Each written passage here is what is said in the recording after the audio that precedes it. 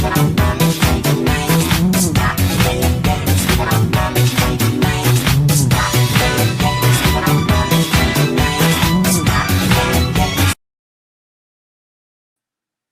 up, everybody? I'm Wayward Jessica 29, and this is Not Your Safe Zone. Tonight, we are going to be discussing part 1 of something that is near and dear to my heart. Social justice in nerd culture. I know y'all have seen in the back of my room. Not there. There. I'm bad at this. So we are going to be talking about the significance of social justice in nerd culture. And let's meet our panelists. So we have Daily Shenanigans. We have, I swear I'm going to get it right this time. I'm not going to fuck up. The Gay Anti-Racist. I can't believe I made that typo. We have my favorite uncle in the world, Uncle Rudy. And we've got X-Ray Mega Man. How y'all doing? And we've got my little brother, Kid Casper. How y'all doing tonight? Yeah. Take that mask off, Casper. I am done. He's a superhero tonight. You be trying me. Anyways, so let's introduce y'all. Let us know who you are, what do you do, and give me your top 3 favorite fandoms. Who wants to start? And I am the bitch that will pick, so somebody better go first. Uni, how about you go first? What was the first question? Tell us who you are, what you do, and give us your top 3 favorite fandoms. My name is Junior Viada. I go by the handle The Gay Anti-Racist on TikTok. I get in good trouble, hopefully just good trouble. And my 3 favorite fandoms, that's hard. But I'm going to go with X 1999. I'm just going to say X-Men and Sailor Moon. I remember watching Sailor Moon. I never really got too into it though. It's I was on more of a Netflix. Pokemon girl. It's back. I was obsessed with Pokemon. Like I wanted to be Ash Ketchum.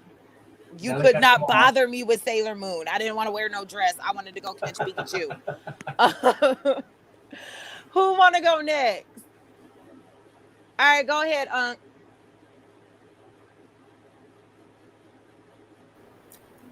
Deer in Headlights. This is my favorite right now.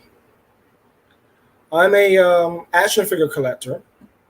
I collect action figures from different genres, mostly military and superhero. I'm a healthcare worker by career. My 3 favorite fandoms, anything G.I. Joe, anything Batman, and pretty much anything Marvel, Iron Man, Avengers. Let's just say Avengers, X-Men. That's my fandom.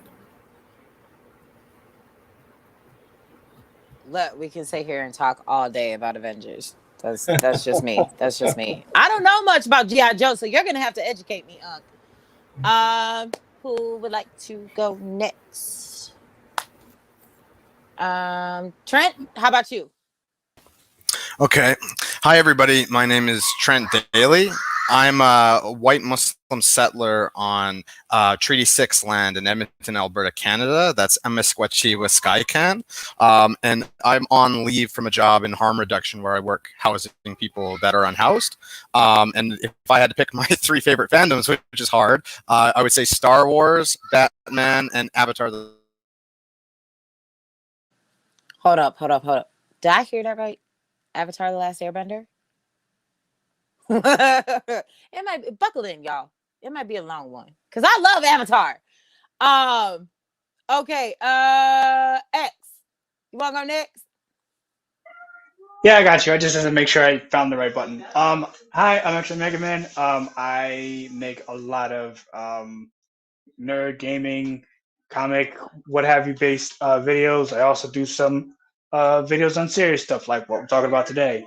The three favorite fandoms, I'd have to say the fandoms I get the most excited about are definitely Dragon Ball, any of them, Pokemon, and I don't know, it's mostly those two, but like I also get hyped about like Digimon and Avengers, or excuse me, Marvel. So there's also that, but there's also the DC animated series.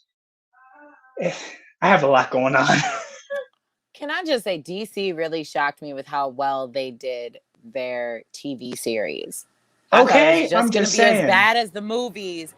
But when I tell you I binge watched like 5 seasons of Flash and 5 seasons of Arrow all in like one sitting, like I can't even. And I guess that leaves my little brother Casper. Go ahead, black man. Oh, good God. Hello, everybody. I am Kid Casper. I am a Christian raptivist. That means rapper / activist. I'm a worshiper of Yahshua the King, Jesus the Christ. The gospel was not found in the Vatican. It is African. You know what I'm saying? I'm a Christian content creator, local activist, comic book nerd. What else do I like? Wrestling. Is that really nerdy? I don't think people really include wrestling in nerd culture and everything like that. That's right. Throw that X up, Unc. I see you. 3 fandoms. It would definitely have to be Black Panther, because to me he's the greatest Avenger. Sonic the Hedgehog, and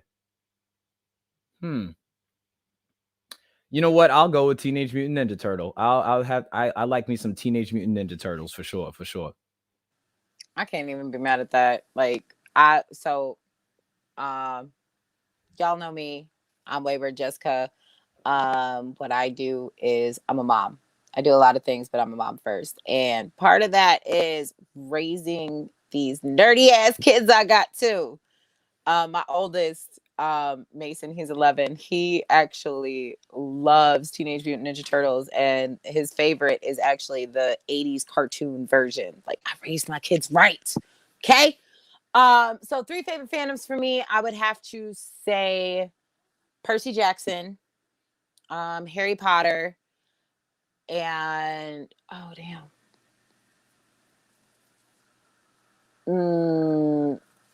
say Marvel. It's kind of a tie, because I'm really getting into his Dark Materials, but I'll tie it for I'll give it to Avengers, to Marvel.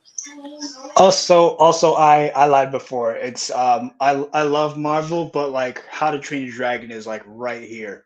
I'm obsessed with dragons. So my goal in life is to like own Toothless. I want Toothless to live at my house. Okay. Facts. I know he's not Facts real.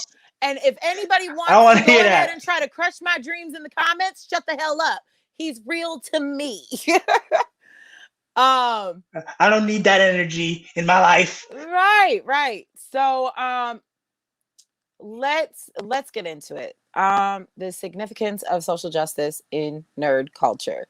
There's a lot. Wouldn't you guys say? From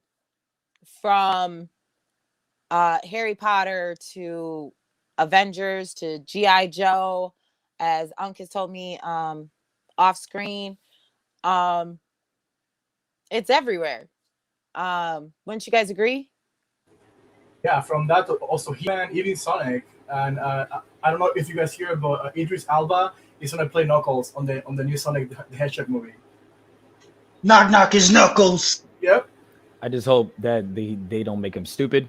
Right. I hope he doesn't skip leg day, and that he eats his vegetables. That's all I really care about, honestly.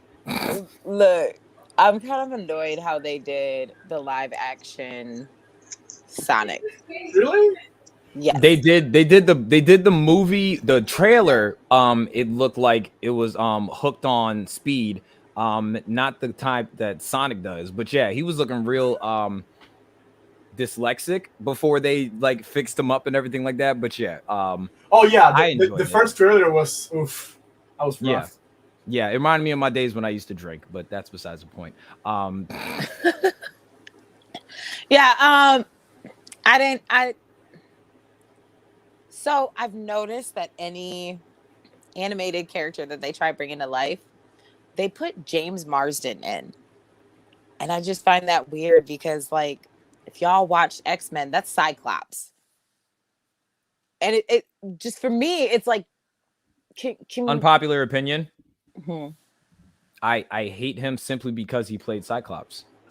I don't like. I love James Marsden as an actor, I but don't. I hate Cyclops as a hero. I also don't like his Cyclops. He just I has hate that. all Cyclops. He just has that face.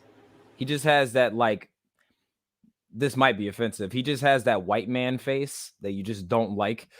That you just don't bang with him after he just smiles at you. I don't know what it is. Like, I just feel like I'm in danger. He when I has the see All him. Lives Matter face. Yes, absolutely. He has the All Lives Matter face. He does. Mm-hmm. And he was a cop in the movie. Oh yeah, it just. I mean, yeah. And I don't know how I feel about Idris Elba playing Knuckles. Knuckles. Because that's not Knuckles' voice in my head. But Well, Knuckles I always think- sounds rough, right? So, like. Yeah, I think it's we just have to trust Idris's range, because like he's played he's played just a wide variety of characters, and he, I can't think of a role where he didn't nail it. So I'm just like, maybe they'll Right, but direct. I'm gonna be watching Knuckles and hearing Heimdall in my ear. See, You know what I'm saying? but he might go for the dad off of like Tyler Perry movie. Like, you don't know. He could come out American on y'all. I'm saying, like, he's good with the accent. He also was an American Gangster. I don't know. Possibility. It doesn't sound right when a lot of actors try to do an American accent. When a lot of like British actors try to do it. I'm gonna say it right now. Bent Dink Cucumber, whatever his name is, Benedict Cumberbatch. Sherlock. Doctor Strange, damn it. There you go. Did you just say bent penis? Bent dick cucumber patch. I said what I said. I can't do this. Look, that motherfucker can't even say the word penguin right, okay? He can't even say the word penguin right. He can't say penguin. He can't. Like, Wait, look how it does up he on say YouTube. it? I remember that. So How does he bad. say it? Penguin. I think he Penguin. he goes penguin. Oh, that's how I say it. Never mind. Penguin. That's how I say it. Not the fan. But I when I saw him as Doctor Strange, I was like, no, why? Stop. His American accent is terrible. Terrible. Some I voice like the acting Sherlock. though. Oh, some voice acting though, like for example, Mark Hamill though. Like I think that most times when he pops up in a show, people really get into the character and they don't necessarily pick out that it's Mark Hamill. Like people that are big fans of Batman know that he's the voice of the Joker, but not everybody knows that Luke Skywalker was in that. And then he pops up in Avatar: The Last Airbender. He pops up in a lot of different villain roles in cartoons and other media. But he has that chameleon aspect. And some voice actors can do that quite well. So, you just have to have faith in like the casting department. Oh yeah, for sure. And actually, it's funny that you mentioned that because like my friends and I were watching Star Wars the other night, because I'm that type of friend. I love Star Wars, so let's watch it. I actually, like I had said, like, hey, do you recognize this voice? And they were like, no. And I was like, it's the Joker from the animated series. And like, my friends were really shocked about it. But yeah, Can we talk? Go ahead. Star Wars? No. Go ahead. Can we just talk about how they used the new Star Wars series and then how they used a black man to pretty much sell the movie, and we thought that he was going to be the main character, and then that didn't end up happening. It ended up being the white girl Ren. I was upset. Hold on. First of all, it's Rey. Second of all, I don't care. I don't care that much about her name. To Second be of all, they sat there and like force sensitive wasn't really a thing. And then all of a sudden during the sequel trilogy, then it's, oh my God, yes, John Boyega, Yeah, they did him wrong. Finn's force sensitive, all this other shit, and it was just. And you know, Wasted Also, potential. you know what else they I'm wasted? That's why he left. So he had a romance going on with the pilot, and they hinted at that, and they were like, nope. You know why they did So that? it was though? like everything You know failed. why they did that though? Yeah. Because the fandom bullied the lady that played Rose so bad, and they complained so much. Oh yeah, there's a lot of toxic fandom and you know what? Let that be our first topic. Toxic fucking fandoms. So all of us are a part of different fandoms. What fandoms have you noticed have been more toxic than others? What fandoms are kind of like safe spaces? If you've found any, of course. Let's be real. Like, Star Wars is one of the most toxic fandoms. Like, The worst. I am a huge Star Wars fan, and you know, Nothing greater than white men colonizing planets. Exactly. Go ahead. Yeah. But like, you know, like, I think it's okay not to like the sequels. You know, it's okay not to like them. But when you turn the sequels into an opportunity to be blatantly misogynistic or racist, you know, then you're part of the problem. And like, if any of you remember like the advertising, like I like that you brought up John Boyega. And if you remember the advertising for the first one, The Force Awakens, Episode 7, like they were implying that, you know, John Boyega's character was going to be having the lightsaber, and Yes, like they were implying he was the Jedi. When he right? had it for like 3 minutes before Kylo Ren like bodied his ass. Exactly. And then throughout the entire second movie, you know, they had John Boyega as like a background humorous character, like just as like comic relief, and just did him dirty throughout that whole movie. And you know, Star Wars has a lot of issues. You know, there's some really good things about Star Wars. Like, you brought me on here because I was going off about how George Lucas made the Empire to represent America, because that's what the creator of Star Wars said himself, is that the Empire, the fascist dictator that invades other worlds, that's America. So that's the intent of Star Wars. But then you get all these white men, the writers, that are fucking it up. Oh yeah, and you know they don't. The fandom itself doesn't want to admit that. They want to sit there and they say the Empire are social justice warriors and liberals, and it's like, motherfucker, have you ever watched the movie? And I think another thing that's really fucking toxic is that, like, if you say I like the trilogy series, they'll sit there and be like, you're not a real fan. You're not a real fan. Or I've never seen the prequel series. You're not a real fan. First of all, if I fucking like it, I'm a fan. Period. Don't tell me what I am and am not a fucking fan of. But yeah, like they like to gatekeep it so much, and they like to pervert like things that Mark Hamill has said in interviews, or you know, anyone. They'll cherry pick anyone from the original trilogy that is said in interviews and be like, this is why it sucks. They don't like it either. And they hate the sequels because the lead is a woman.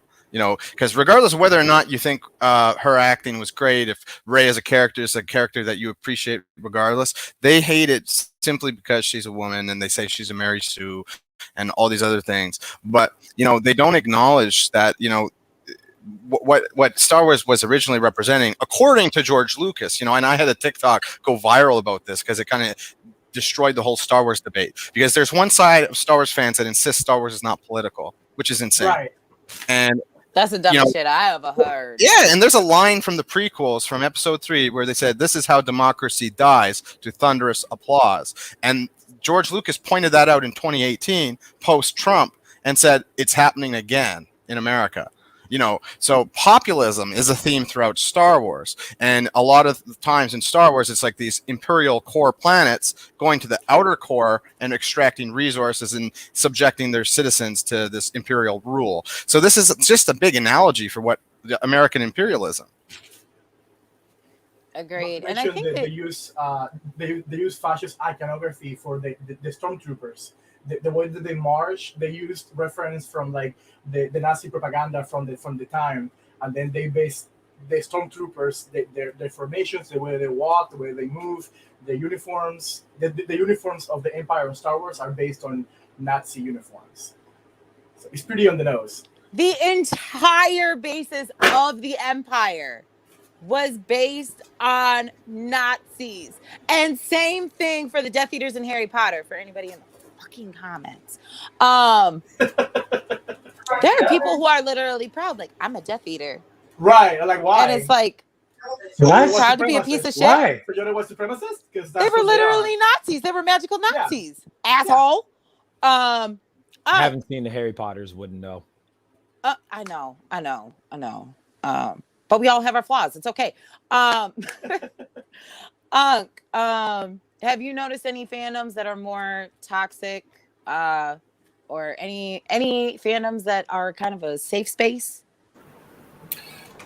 Safe space. I think the GI Joe community is a safe space. I think now, in today's world, we are going to be subject to people who don't like diversity. Miles Morales is my Spider-Man. Like it or You better not, say I'm that. sorry. Say it again. Say Miles it one more time. Miles Morales is my Spider-Man, and Peter Parker approve of him. I think the one thing that as far as fandom, I don't get into like the online fandom because I see a lot of stupidity on there, and I have a very low tolerance for stupidity, so I just leave it alone. But what I have been able to appreciate is within the last 5 years, for instance, like the new Captain Marvel, comic book wise, she's a Muslim girl, and the creators and writers of that particular book of Captain Marvel were very sensitive to how a Muslim woman would have to carry herself and then be a superhero. Like they have her covered up. She's still very respectful to her parents because she still live at home. So she's very traditional. So I like the idea that, about 5, 6 years ago, we have a Muslim Captain Marvel. It's exciting that we have a Afro Hispanic to be Spider-Man. And for people who are like, oh no, but I want it to still be Peter Parker, the white Spider-Man. I still want Clark Kent, white Superman. The problem with that is that if you do not give your children exposure to diversity, when you say you want a better world, you're preventing your children from experiencing the better world when you prevent them from understanding that there's more people out there besides just in the cornfields of Iowa or someplace nowhere, Little Rock, Utah, Wyoming. There's more people out there than what you see in the music videos or on the basketball courts on TV. We are here. We are here. We're included in America. We're included around the globe. So the more you take in the diversity of our superheroes, which happen to be a greater influence on younger minds, you expose your children to the real world that's out there. So when you say, I want my Superman to be white, let my Peter Parker be as he is, my Spider-Man, you're stifling. You're stifling growth of the young minds that you say you want to give them a better world. That young world starts in your home, and it does start and include diversity. Oh yeah, definitely. I think a lot of people don't realize that even though a lot of comics that we grew up with, our heroes had white skin, they were still very diverse. Let's talk about X-Men. Um, there were literally mutants who didn't have the same powers. Um, yes, Storm. Show me that Storm. I did my first cosplay as Storm. If y'all want to see it, go check out my TikTok. Don't laugh at me though. But yeah, so they were diverse in and of itself. I mean, Magneto might have been white, but Magneto was Jewish. Literally, his origin story started in Auschwitz. Um, when we have mutants that could blend in with humans. We had mutants who couldn't. We had omega level human mutants. We had alpha level mutants. It went into levels because they were all diverse. no mutant that we read in the comics or watched on the animated series in the 90s, none of them were the same as the other. Wolverine had claws. Storm could control the weather. Beast was blue. Well, Nightcrawler was blue too, but like he could like teleport and Beast couldn't. So yeah. So yeah, what do you guys think when people mention that comic or nerd culture is getting too diverse? Well, See, oh, sorry. Cool. okay, no, it's okay. I've heard this a lot, especially recently. It flares up around Pride Month or around like Black History Month, but it's something that's said like all the times, like, oh, it's too woke, it's too political, it's too. The stories have been like this literally since like the 50s, and even beforehand. And the writers themselves, like, have always been writing stuff like this. It's either you just like pretended to like not be bothered because they looked like you, or like you just were not comprehending the character. Like the most recent example I have is Static Shock. I think got a new got like a re-release. Like he's got his own comic again, and like Yeah, they started airing his they started airing the animated series on HBO Max too. Right. So it's like, okay, whether you saw Static or not, most of us know about the episode where Static deals with his best friend's racist dad. There's an episode about a school shooter. There's an episode about a homeless person who has ice powers, who is also, not completely okay. The setting of the show in general is in the ghetto after, the Big Bang, and how that affects the poor people living in that neighborhood. But no, Static is too political now because he wants to stop two opposing crowds from attacking each other. Like the cognitive dissonance is incredible. Someone else said it. Shantae. The idea that a black man could be Captain America. It's just like what? Even though the guy in the movies, dude fought next to Steve with Thanos, like, and what's his name? Bucky's not going to do it. Bucky's not that guy. In the comics, Sam nearly blows himself up to sacrifice to save a city, and that's when he gives it to him. So it's like, it's not like Captain America's just like, here you go. You know what I'm saying? So a lot of complaints that I saw was that Captain America is supposed to give the shield to Bucky. And I think that's what a lot of people don't realize is there are different versions of these fucking comics. They've been out since the 60s, the 40s, the 80s. Like, they've been done over and over again with different timelines. So in one timeline, yes, Bucky got the shield.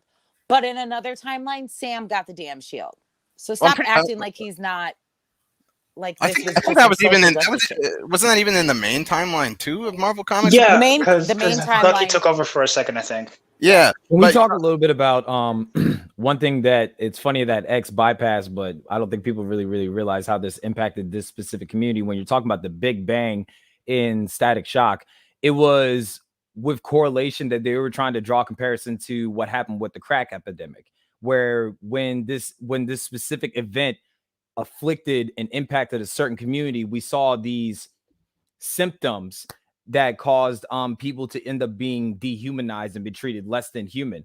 That was, to me, when you saw firsthand how when something like monumental happens, it immediately impacts the lower income communities. So I thought that was kind of interesting. I didn't think of that. That's true. I didn't really care much for how they, I guess, allowed the Big Bang to kind of draw that correlation, because just because somebody, for instance, when we're talking about the crack epidemic, that doesn't mean that they're less than human just because they are now affected by the very environment that you set forth for them. But I don't know. That's just me. That's my complaints for the day. I'm raising my hand. Go ahead. There's like third grade. Me. I wanted to comment on someone put in the chat. Forgive me if I mispronounce your name, Shantae Wilder. Shantae said the trade-off of Captain America's shield to Sam caused chaos because the toxic fandom refused to think of a black man being the face of America, even though it's in the comments. In the comments. What I noticed watching Winter Soldier and Falcon and Winter Soldier, that fight for the shield, when U.S. agent killed that man after he killed his partner, and the way they emphasized, the cameras just panned on the shield with the blood on it, and then even after Sam finally got the shield from Walker, they emphasized again the blood on the shield. When we look at even social justice, like last year, pretty much we got blamed that we stood up and said, you know what, no more killing at the hands of any more white people against our people. It's almost like Sam, symbolically, with the flag of America, the stars and stripes, it's the black man's burden still with the blood on his shoulders for everything that happens in this country. Because I work with white people who say, oh, the economy is going down because those people are not working. Oh, if those people stop robbing, killing, and stealing, we'll have a better economy. It was the same mantra then for them as it is today.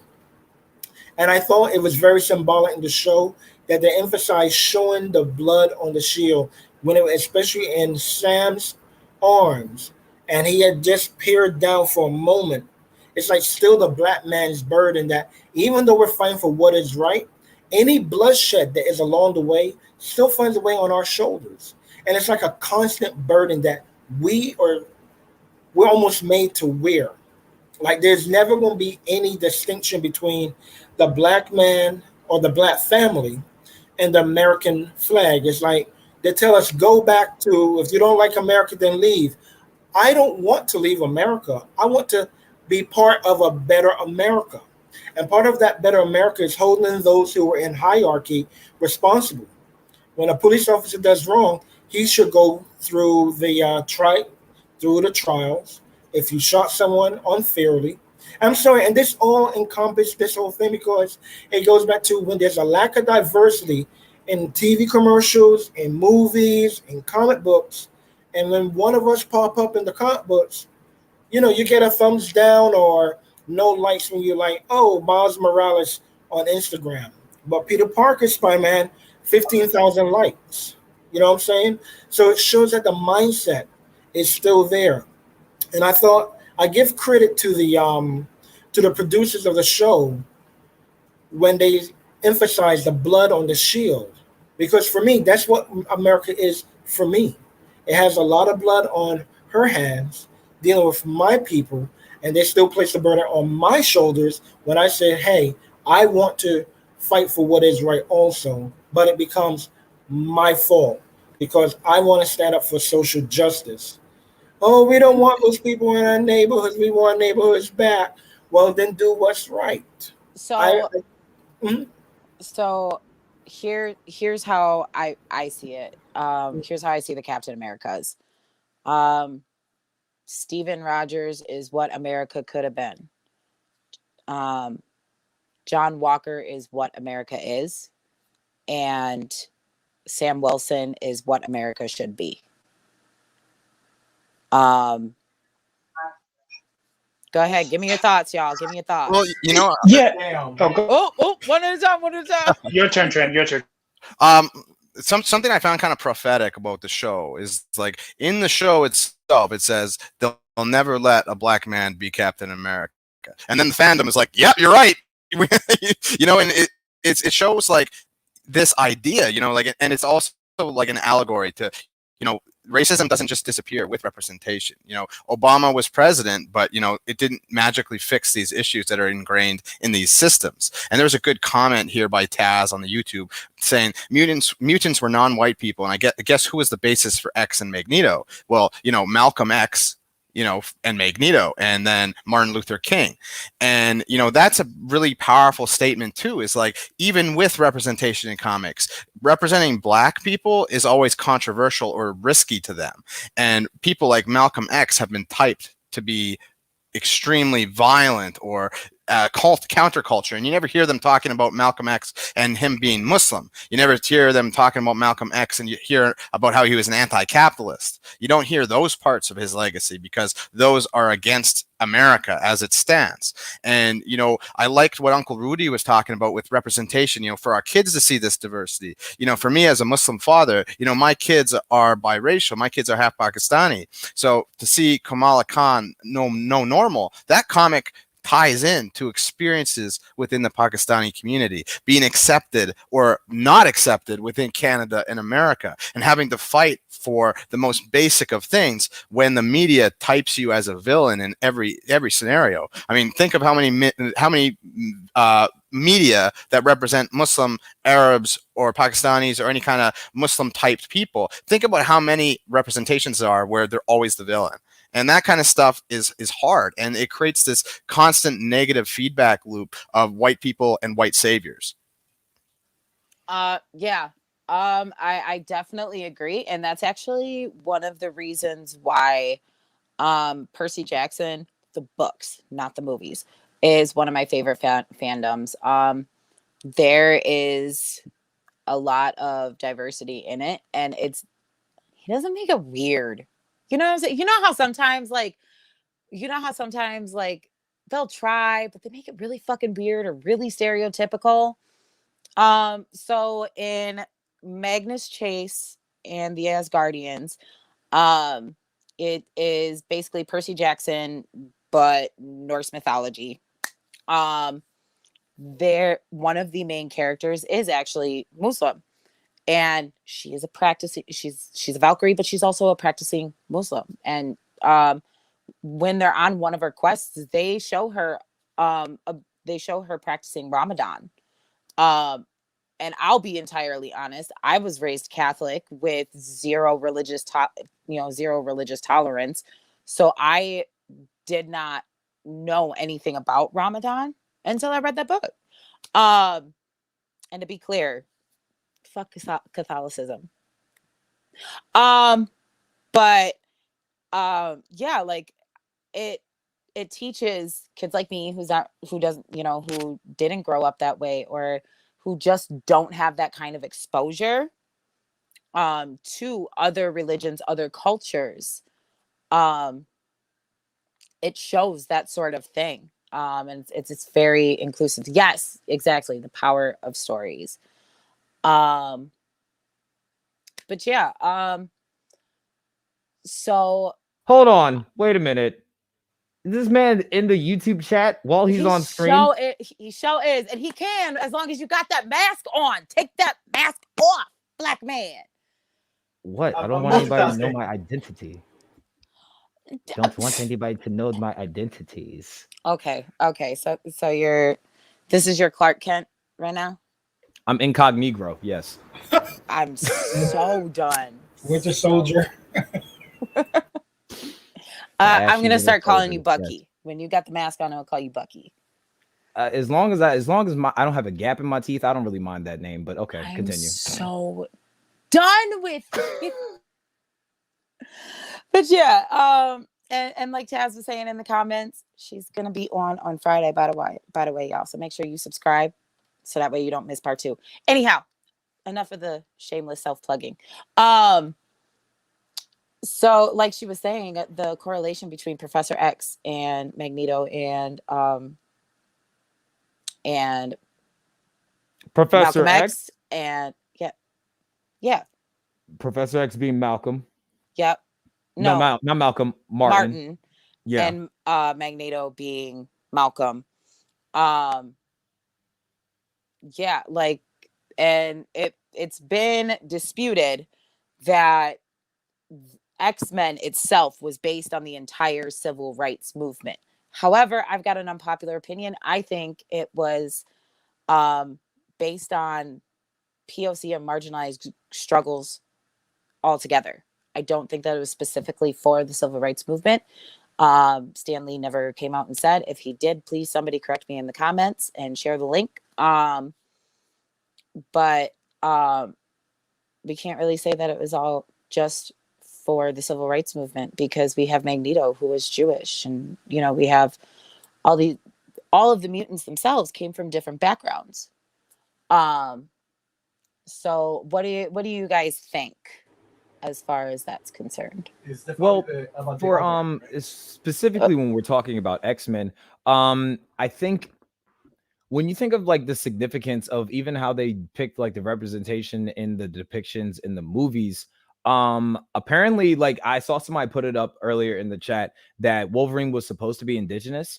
But somebody saw fit because of his way of healing that it wouldn't have made sense for him to be indigenous and be a documented war veteran, essentially, because then it would have meant that indigenous man would have been fighting for this country. Also, he was Australian, which means he would have been Aboriginal, and they get like, I don't even think they let them into the military or anything like that. Well, it was just the fact. Well, he's Canadian, so we got to remember that Wolverine is Canadian, settings wise and context wise. But as far as like his nationality and everything, I always thought that in itself was interesting. But then if you think of like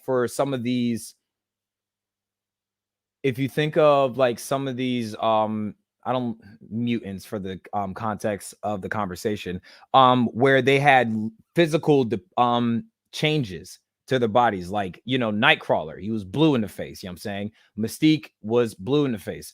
All these different mutants, essentially, they made them more animalistic or more creaturized, more mystic in a lot of ways, and it was harder for them to assimilate. You know what I'm saying? It was harder for them to, in some ways, assimilate to culture because it was they had a skin size tattoo that said, "I'm different."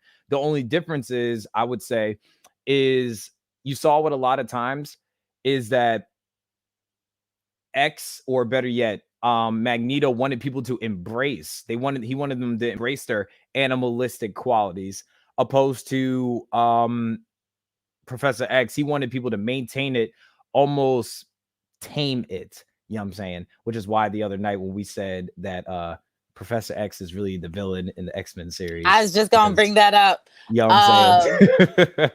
Professor X basically manipulated and used these children. He had a school, these children, basically to show humans like, hey, we're not that bad. It was like a fucking circus. So TikTok is all hair flips. I can't with y'all. But yeah, he manipulated these children. He also put a mental block on Jean Grey's mind, so that way, because he was terrified of her. He was terrified of how powerful she was. What do you guys think about Professor X actually being the villain? That kind of tracks to me. X, what you got going on over there, dog? Banshee in your house? What happened? What? You didn't hear that loud whoop whoop? All I heard was whoop. I was like, ew. Oh, that's my brother and sister. They're in the other room. No, I mean, I think it's one of those things where like he thinks he's doing the right thing, but he's not taking into consideration in terms of like what the X-Men are, what that means for them. Like his school, the gifted school for what's his name? The school for gifted youngsters. That I think is like the best he could do in terms of, like actually helping people, right? But like when I don't know, it just felt like he's just like, go, show them we're good. Eventually they'll get it. Like, come on, man. Yeah. Well, even in some of the storylines, though, they did play with the idea of Professor X as a villain, especially with the way his powers function and, wiping Wolverine's mind and other characters, taking a lot of consent and a lot of actions that were very not so vibing, and then with Magneto's character, he's been heading towards more of a heroic route, because how can you make a character that like came out of Auschwitz to be like this villain figure, especially with anti-Semitism already present in many comics? So it's really interesting how these narratives flip over time too. Well, I think the one thing that was kind of interesting that because I think it's because I'm blackety black. I'm blickety black. I always try to see if there's like a historical figure that kind of ties into it. So I thought about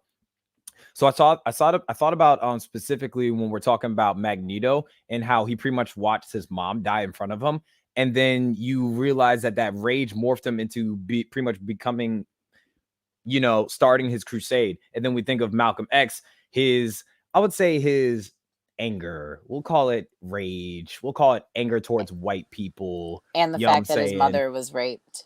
Exactly. So it's the fact that he was being demonized for something that one, he couldn't control, and then it impacted him in his childhood, obviously because he was a Jewish man in Auschwitz.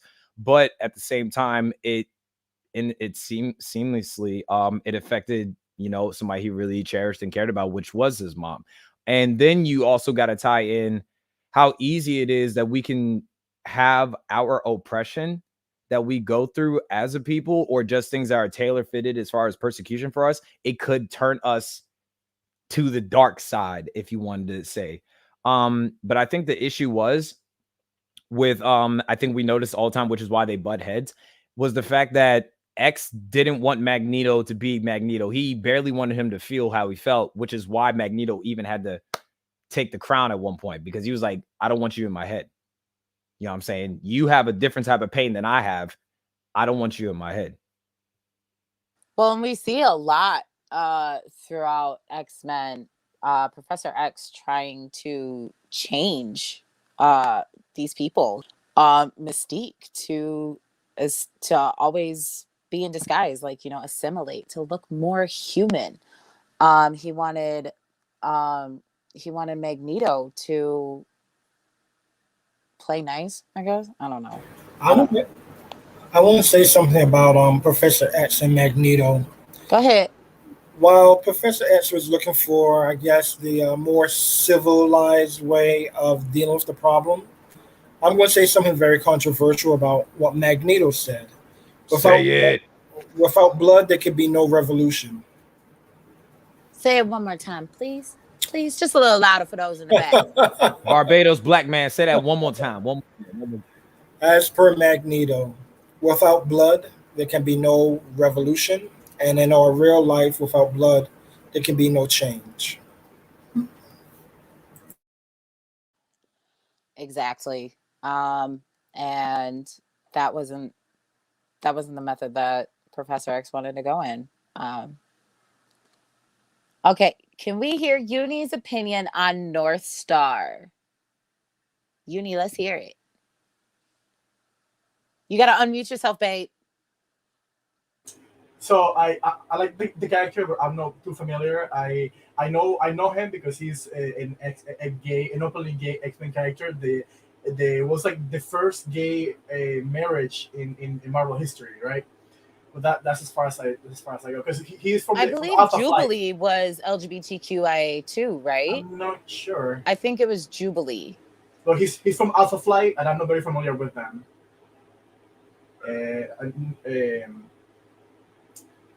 North Star. I'm not gonna lie, I never heard North Star before. Yeah, he's openly gay and married. I'm gonna have to look it up though, because I wanted to say one thing for the LGBTQ community. Tim Drake Robin came out, so there's a victory there where a main character, not like a secondary or minor character, is now Bi though, right? part of the he came out according to them bisexual, but it's still let's say you have Batwoman, but not too many people know about Batwoman. But Tim Drake, besides Jason Todd, is arguably one of the best Robins. So you have like a major character who is now. You think he's better than Dick Grayson? It all depends on who's writing the book. So I I love gotta know. Dick. I gotta know who's everybody's favorite Robin. Let's start there. Who's everybody's Favorite Robin? Dick Grayson. You're Yeah, not I gonna also- like I my. also love You're not Dick. gonna like my answer. Well, now I really want to hear it. Everybody need to else hear- go first. Oh hell. It's a tie for Tim and Dick Grayson for me. It really is, because he did a lot as Red Robin. Like he did a lot as Red Robin. I love Dick, but I also like Damien. Damien is a cool kid. Everybody hates him, but I like him because he's feisty. He's And a he doesn't give a shit. psychopath. Yes, Damien is nuts. But then when paired with Jonathan, Damian he like Wayne. fixes it. You know, this balance. Damn. Yeah. But yeah, I like Damien too. No, What about but you, Trent? I think like for me, like I gotta pick Tim. Like Tim's always been a special character for me. Hold up. Um, I don't like how that was. but Wolf, stop it. apart from Tim, I think it's really hard not to like Carrie Kelly. Like I think like more like not liking her character has to do with the bad writing from Frank Miller. But there's a lot of things to do with that character that's really interesting to add a really interesting part of the Batman mythos. Yeah, Kelly was like, "Oh, I like Robin. I just want to be him." And she did. no, can I add something to what Uncle Rudy said? Because someone else brought up Iceman in the comments, and it's like this was actually the main point I wanted to bring up in this podcast. Like the one like constant that I had in my head coming into this, and I actually do have to leave after this. Having You're not main allowed to characters representing certain communities, you know, for Black people, it's Static, it's Cyborg, you know, it's and it depending pretty much on everyone you ask in the fandom, it's Piccolo, you know. Piccolo was a black man. Yes, Period. He had Black Air Force energy. And I wish a motherfucker would argue with me on that. Because I'm going to go Piccolo all on their asses. Can we just talk about that one scene when he said when Goku was asking about his outfit? And they were like, who bought you that? And he was like, your mother. If that wasn't nigga energy, like my man. But yeah, no, and so it's like, so for, you know, for Black people, that's them, and then for you know, the LGBT plus community, you have people like Tim Drake and Iceman. Like when Iceman came out, it was like it was weird. He came out, there was like blowback, and then people forgot about it, and then like during Pride Month, people got like rediscovered it or whatever, and it's just like, this is not new information. I don't understand. And the great thing about him is not only he's an Omega level mutant, like he could end the world if he wanted to. Like if he just like was in a bad mood one day, he's just like, planet, nah, forget about it. I think that's problem though, because look at how he's portrayed in the movies, and a lot of people who are bitching about this type of stuff, let's face it, they only watch the movies. Yes, that was shade at you, Black Girl Warrior. Go buy the books. She needs to buy the Harry Potter books because we be arguing about the movies all the damn time. I have a note on that. So the alt-right uses nerd fandoms to infiltrate our youth and convert them right into the way of thinking. So I recommend you all to go watch a YouTube video called "Why We Don't Talk About She-Ra." So when the new She-Ra for Netflix came out, go watch the show. It's awesome. Go watch She-Ra. The alt-right came to it, criticizing She-Ra for not being femme enough, and then from that, you get into this YouTube streamline. You know how the algorithm works on TikTok, right? You interact with content, and then you get more of the same recommended. So the alt-right was using the fandom to talk about Shira, talk about how she wasn't feminine enough, demonize feminists, and then kids go from there to, oh, feminism is bad. So social justice is bad because they're ruining our cartoons, our childhoods. Yeah, I've noticed with like any powerful female hero right away, it's they're not feminine enough. They're masculine. They're this, they're that. First of all, bitch, Storm was an Omega level mutant and she was a whole fucking queen of Wakanda. With a Okay. mohawk. With a fucking mohawk. Please. Yes. Like people don't understand that. Like Captain Marvel. She was probably like the only she was one of the very few Avengers that could go toe to toe with Thanos. And actually hold her own weight. I mean, it sucks that she was played by Brie Larson. I know, I get it. I wish it would have been Monica Rambeau, but I mean, we can't have everything, right? But we did get Monica Rambeau as Photon. As Photon. As futon. As futon. They were like, we can't have a black woman that powerful, so but we'll make you Photon. The new show, the Marvels, is going to have Kamala Khan, Monica, and Captain Marvel, hopefully. So we'll see. Yeah, we Here's will hoping. definitely have to see. I'm cautiously optimistic. But yeah, like to surmise, like being powerful, being a powerful hero, that can be feminine too. Period. Yeah. How did you feel? And curious, my dear sister, Queen Jessica, how did you feel towards the end of? If you haven't seen it by now, you pretty much suck as a human and you wear your jeans to bed. Seriously. But towards the end of Endgame, when they had like that one scene where they were like, "Don't worry, we got this," and Spider-Man pretty much gives, you know what I'm saying? How did you feel about that as a woman? How as a woman, I'm like, yay, but as like a nerd, I was like, what the fuck? Because we never got any indication of Pepper Potts as rescue, and then all of a sudden she's ready to go, just all of a sudden. I hated that variation of Captain Marvel.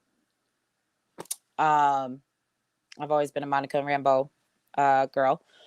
And it felt like fucking pandering. Oh, let's put this in here so the women don't complain. It felt like fucking pandering. It was cinematically, it was done very well. But as a woman, I'm like, you realize that Black Widow could have killed all you motherfuckers while you were sleeping and like not a blinked an eye. And she wasn't like an enhanced human. She was a normal human. She was just a fucking assassin. And she could have ended all of y'all. Normal is a stretch. Okay. she wasn't as empowered as the other heroes. She like was a lucha libre. What are you talking about? Like she was out here. Her movie. Y'all need to go watch her movie. I love her movie. It was so like for I what haven't she watched has, it yet. I haven't watched it yet. The girl was a wrestler. She was a lucha libre with no mask. Like she was out here whipping out Hurricane Ranas and 619 and people in the name of the Avengers. Like what the hell? I mean, like, but let's my biggest problem with Marvel. They pretty much watered down and diluted any fucking character that wasn't Captain America or Iron Man. I mean, look at what they did to Hawkeye. Hawkeye's supposed to be funny. He was funny. No, the fuck he wasn't. He had the personality. He was quippy. He had the personality of like a wet mop, of a Swiffer sweeper at that. I mean, I thought it was funny because it was white man humor. They eradicated his whole backstory. I mean, Hawkeye was in the circus. His brother was murdered. That's what got him. That's what got him into vigilantism, and that's what got him noticed by the Avengers. Like he's a low level mutant too. So it's like which is why he never misses. Can we talk about this? Is something that kind of made me upset. Did you notice that, like, towards the end of that movie, when he decided to go on the killing spree, how come he was left alive to redeem himself and Natalia wasn't? I mean, and he's getting a show, and Natasha just got a movie now after she's dead. And Hawkeye just didn't go on any kind of killing spree. He's like, I'm gonna go to Japan and kill Japanese people. You know, like that. That's just like that's this weird. alien killed my family and made them turn into fucking dust mites. Yeah. But I'm gonna go to Japan and start killing Japanese. Why? I mean, he was also killing like drug dealers. Yeah, I stuff. said Yakuza, I think. Or yeah, the Yakuza. But why did they choose to represent that though? Because like Exactly. in America, there's a persistent thing of, you know, the Japanese should always be sorry for Pearl Harbor, you know, and like these kinds of representations tie into that. You know, why Japanese people? Why didn't he go tackle crime with all the white gangsters in New York? You know, like why did it have to be in Japan? And, you know, these kinds of representations, like, sure, it was playing on a character that Hawkeye becomes in some comics, but still, they chose that representation for a reason. And likewise, you know, Black Widow's character, also a killer, you know, yeah, like, where was her funeral? But she was also used as this vehicle for the Avengers' feelings. You know, like Hulk would transform back because, you know, the sun's coming down, big guy, you know, like, and it's these kinds of things that they do with characters that, you know, it's insulting, and it's not diversity, it's not representation, it's just, you know, it's playing into stereotyping. So Yeah, I actually hold on real quick. I actually didn't know this. Hawkeye was supposed to be deaf. Yeah. Why? He's like 70 to 80% deaf because at one point he has either his own arrows or just something in general like jammed in his ears at both sides. So I mean, like, that it's an ableism for me, I guess. Like, why there were so many interesting things about Hawkeye, but y'all chose to make him a SHIELD agent and talk about Budapest. The fuck? And we never figured out what the fuck happened in Budapest. I'm like I want reparations for that shit. I'm so pissed off about it. I need to know what the hell happened in Budapest. You're not getting it. You're getting a holiday. You're not getting it. Chill out. Like, I thought the movie was supposed to cover that, right? And then they did it. Yeah. Unc, you had something, didn't you? At one point, I saw you raise your hand. Is he asleep? Okay, he moved. He's still breathing. Good. Do you have anything to say about it? Now, I was looking at Hawkeye being deaf. I see that Disney's trying to rectify that situation from the movie, and they're talking about production of a TV show where Hawkeye will be the deaf superhero.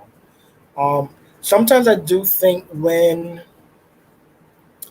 these things, let's say the superhero genre comes out in the movies, first of all, I always say it's to take our money. It's to generate interest, and then we go there.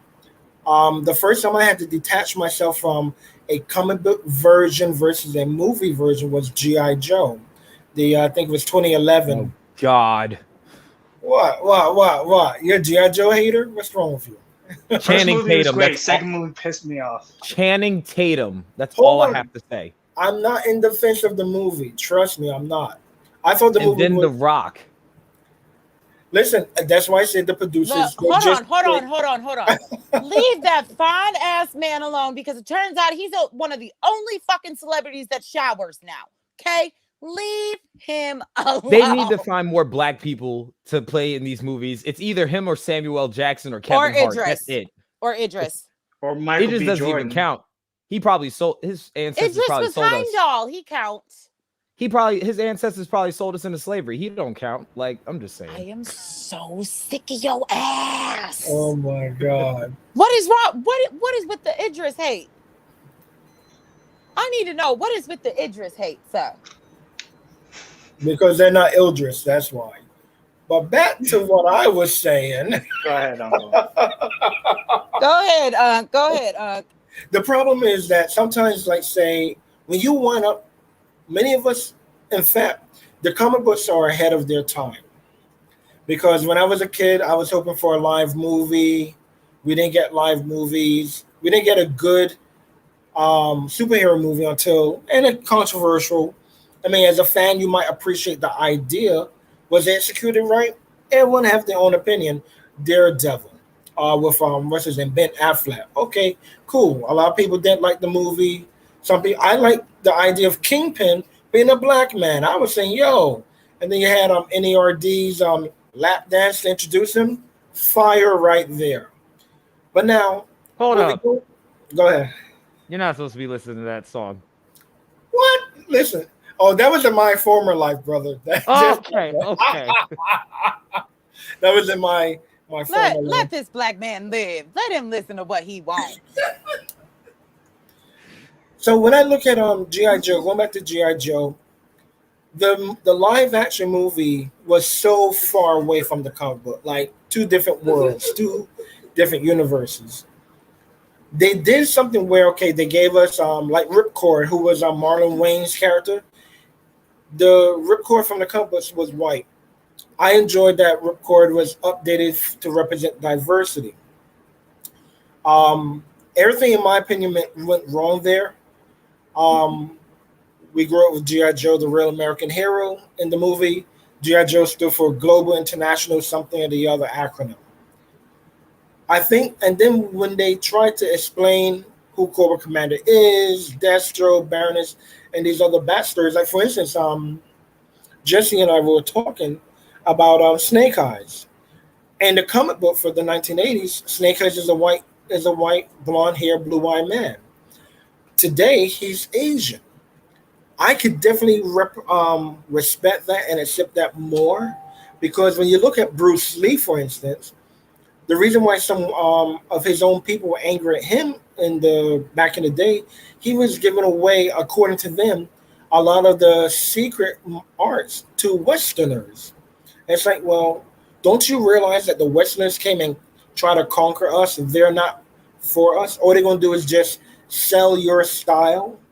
So in the Snake Eyes movie today, to have an Asian Snake Eyes makes more sense to me, because Storm Shadow, who is Asian, would want to reach out to one of his own to share a family secret with him. Not per se a white man who's just gonna, look, you Google dreadlocks, who pops up on the internet? White people. And then like that's because their hair is dreadful. Out here looking like the Grinch's fingers. Get the hell out of my face. The opinions mentioned on this broadcast are solely of those who speak. But not their hair. Hold on. Let me be clear. Their hair ain't dreadful. When they try to lock it, it look dreadful. You know what I'm saying? Like, because the shit doesn't lock. The only way they can mat it up, because it's not even dreads. That is the only way. Like, stop fucking washing it. Is the only way white people can have nappy hair is when they out here trying to look like Baja men mixed with milk. Like, you don't. 4C hair isn't nappy. That shit that they put on their head that looks like a used up fucking grungy ass mop from the fucking 7-Eleven down the fucking street. Not that 7-Eleven. Shit is nappy. It's just, oh my God. And also, where'd this goofy comment go? I don't have anything against Idris. I just, I just don't get the fascination, I guess. I don't know. I just don't get the fascination with Idris. That's just me. Maybe I hate on him because I wish I was darker, but that's besides the point. He's fine as fuck, especially. I mean, he's beautiful. He looks like God took time doll contacts in. You. Sir. I just said what every lady in the comments was thinking. I'm just saying, yeah, there go V. He's fine. That's sexist, because I can admit that the man is beautiful. You know what I'm saying? God took his time with him. You know what I'm saying? And then there's people Casper. I ain't gonna argue with you.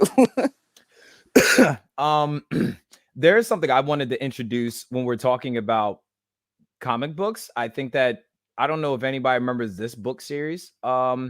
back in the day, Mouse, Maus. It's a graphic novel when it talks about like the story of like a young boy learning from his dad who is Jewish, and it uses like mice and like rats to depict like the story of like the Holocaust. I don't know if anybody remembers that series by chance. I know of it. I think that they use mouse because the Nazi government referred to Jewish people as rodents. Yeah, it's interesting how like they used, I guess, comic books for that, but then it's almost like, how do I describe it? Like they use like, okay, both of y'all are humans, but one of y'all is slightly a little bit more beastly than the other. You know what I'm saying? Or the other one is looked lower than the other. I don't know if this we read that in like maybe middle school or something. I'm not sure. Well, I don't. Uncle Rudy, I need a birth certificate from him personally, but it was around like middle school or something. It was Maus. It was talking about like giving like the portrayal of this man's personal story of the Holocaust, everything like that. But that was interesting how they even use a graphic novel or comic book. You know what I'm saying? Because they want to make it sound cooler, but it's a comic book. You know what I'm saying? Yeah, exactly. And that kind of brings it around to the original topic of this evening is comics, nerd culture, sci-fi, like it was mentioned earlier in the comments. All of that has a political and social justice base foundation. That it was just the artist expression of whatever social climate they were from. I mean, look at Harry Potter. I mean, even though the author is a transphobic cunt. Yes. I know you don't like that word, but I said it. Say it. Oh no. And if there are any fucking cops watching, please stop fucking using the Punisher's fucking symbol. Because he would have killed your ass.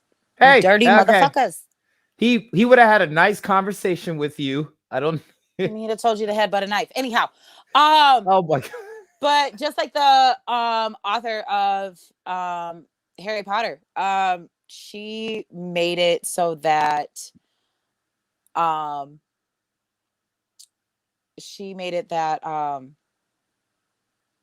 Slytherins were bad. All Slytherins were these magical Nazis, essentially, who wanted to keep the bloodline pure and persecute Muggleborns and everything like that. And she wrote it as if she herself was like Harry Potter, but like she's kind of Voldemort. Not even kind of. She's Voldemort, period. Like when you sit there and you want to persecute and single out an entire community just because you're uneducated and fucking stupid, you are that ignorance. You are that hatred that you wrote about as a villain. You're the villain in your story, literally. Literally. What is that? Yes. So the creator of Punisher created a new logo for Punisher, and he added BLM to it, so the cops will stop using it. Ha! Please send me that. Please send me that. You got to be my best friend. Please send me that. No problem. So I can't even say that she's Umbridge. I would say that some of the actors that stood by her in that little ignorance, they are Umbridges. But she herself, she literally promoted on her Twitter anti-trans merchandise. Like she Etsy shops and stuff like that. Right. She's Voldemort. She tried spearheading a campaign against trans women specifically. Because she said it was erasure of women. That's not true. She was basically debasing us down to for anybody that may not know, She was basically debasing us women down to whether or not we can have periods and whether or not we can have babies. First of all, I haven't had a period in 6 fucking years. I'm still a woman. I still got the titties. I still identify as a woman. Anybody walking past me down the street is gonna say I'm a woman. Because that's how the fuck I identify. I wasn't born in the wrong body, but there are people who were. And that does not make them any less of a woman or a man or a non-binary person. It does not make them less human just because they were born in the wrong body. And if you think like that, disrespectfully, go fuck yourself. Because I'm not an incubator. I'm not a blood bank. I'm a human being. First and fucking foremost. And I deserve the fucking respect that comes with being a human being, as all human beings should. And that is why we scream Black Lives Matter, trans lives matter, because they're fucking people too. And if it makes you the nerve of, I don't know if anybody knows, but she wrote another book.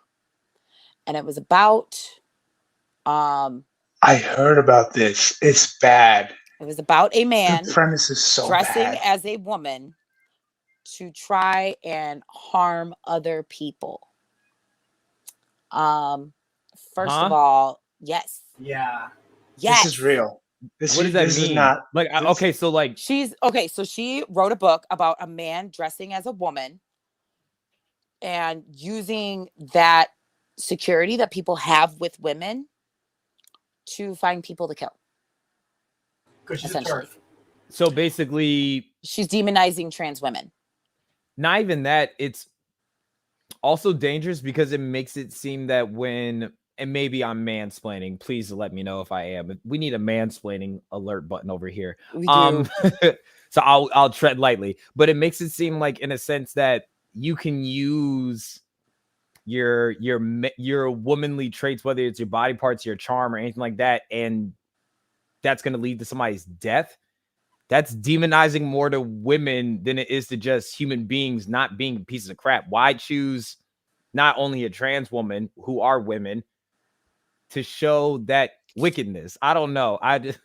It's a long trend that comes from like older media where trans people are seen as trying to trick straight folk into sleeping with them, and it is transphobic, which is why we say that when people say I don't want to date trans people, but I'm not transphobic. That's just a preference, because in the end we are all attracted to the appearance of gender, not necessarily the genitals. That kind of comes later.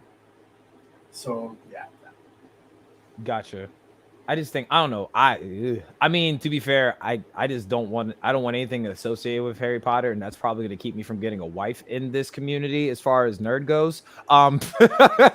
But I don't know. So I don't really have, obviously I don't have much to contribute on this conversation because it's Harry Potter, and there ain't no black people in that movie to me. I haven't seen any. Actually, are you in the movie? In the books, there were more black people than in the movies. And in the movies, Lavender Brown, Ron Weasley's girlfriend, was black until she had a fucking speaking part, and then she got white skin and blonde hair.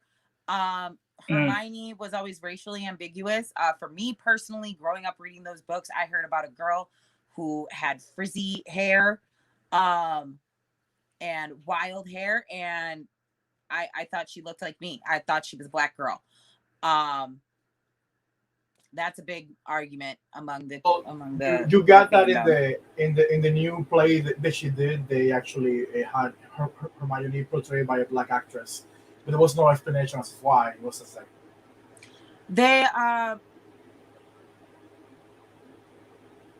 Warner Brothers fucking sucks. I mean, they don't give representation. Obviously, if you look at the Harry Potter films. Yeah, they deleted Jordan.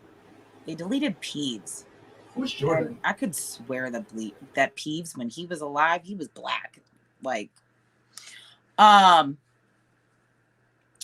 they also do this cute little thing where they fire a victim of domestic violence and then keep on the fucking abuser. So I don't know how much y'all know, but Johnny Depp was abused by his wife Amber Heard.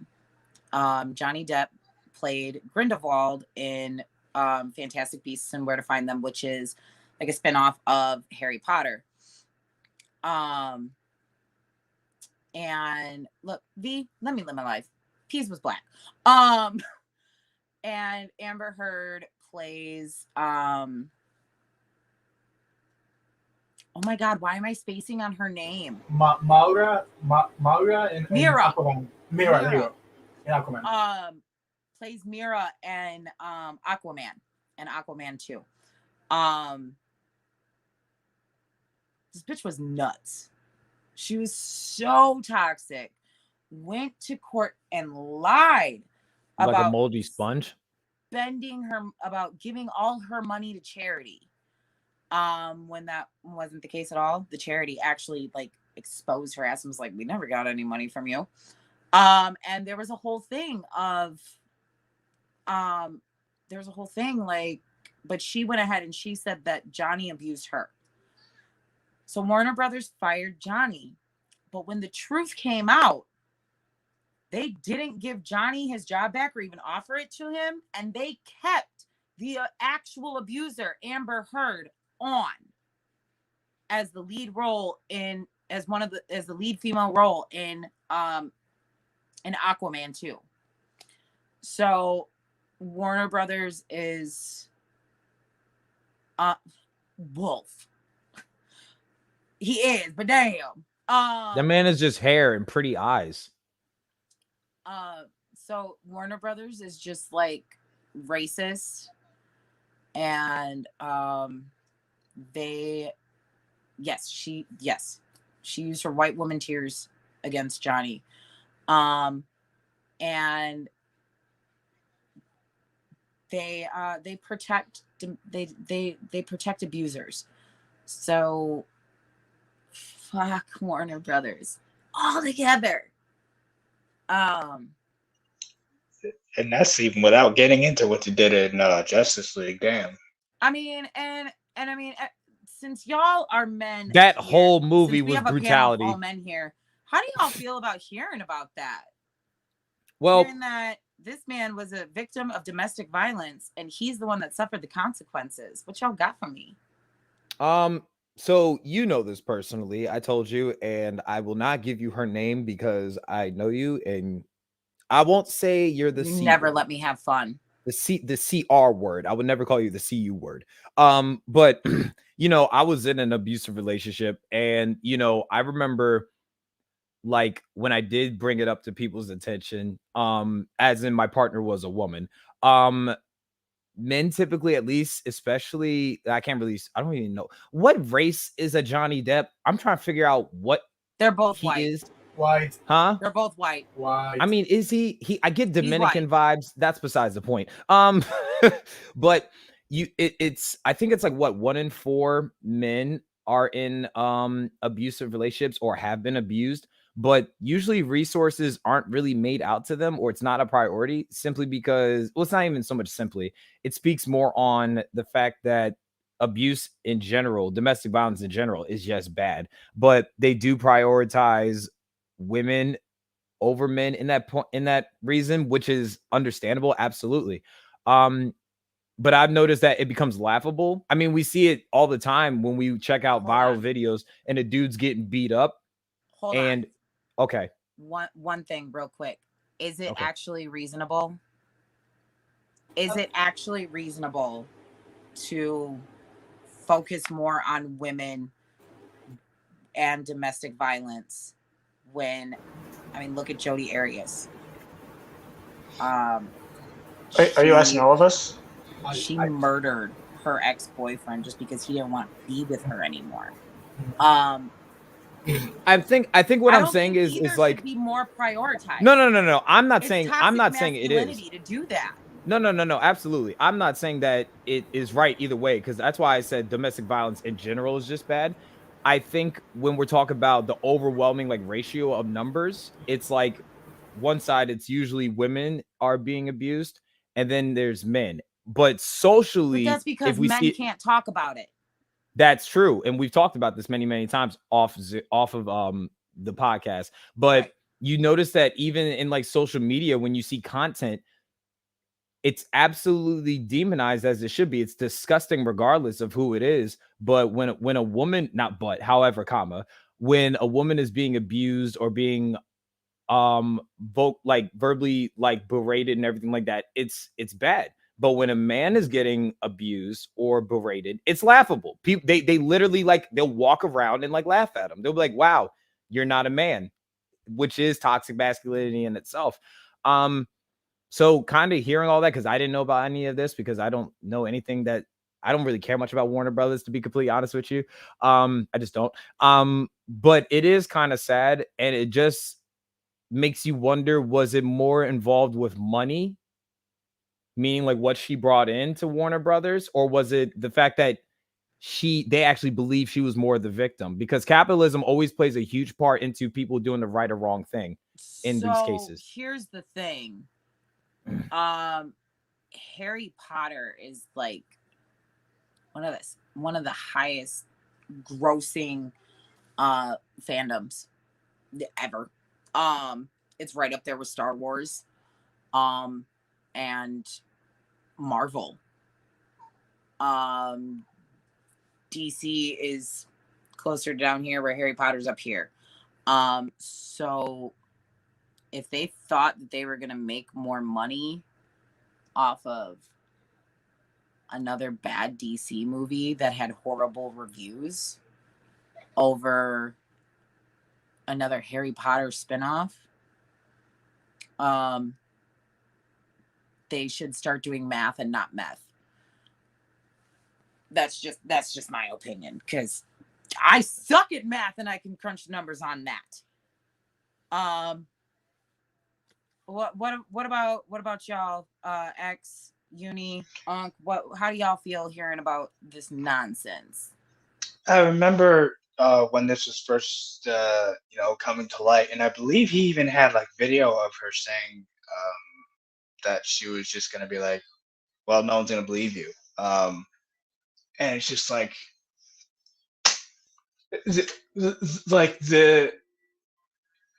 in a certain respect, she turned out to be right. Like the average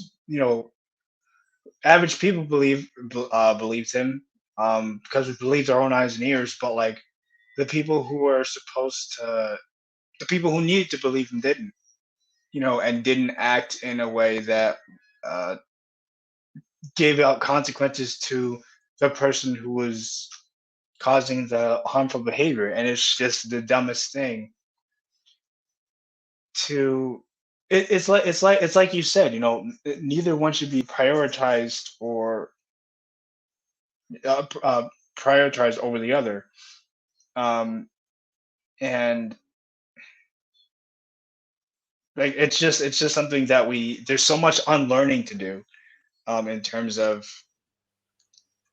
keeping people safe in domestic relationships. But you know what that also says? It says that we rather see a woman get abused than a man get abused. A man getting abused is kind of inconvenient. Like, can we not deal with this right now? Like it puts them in it's weird. It's he's like why me, I don't want that. Yeah, it's weird.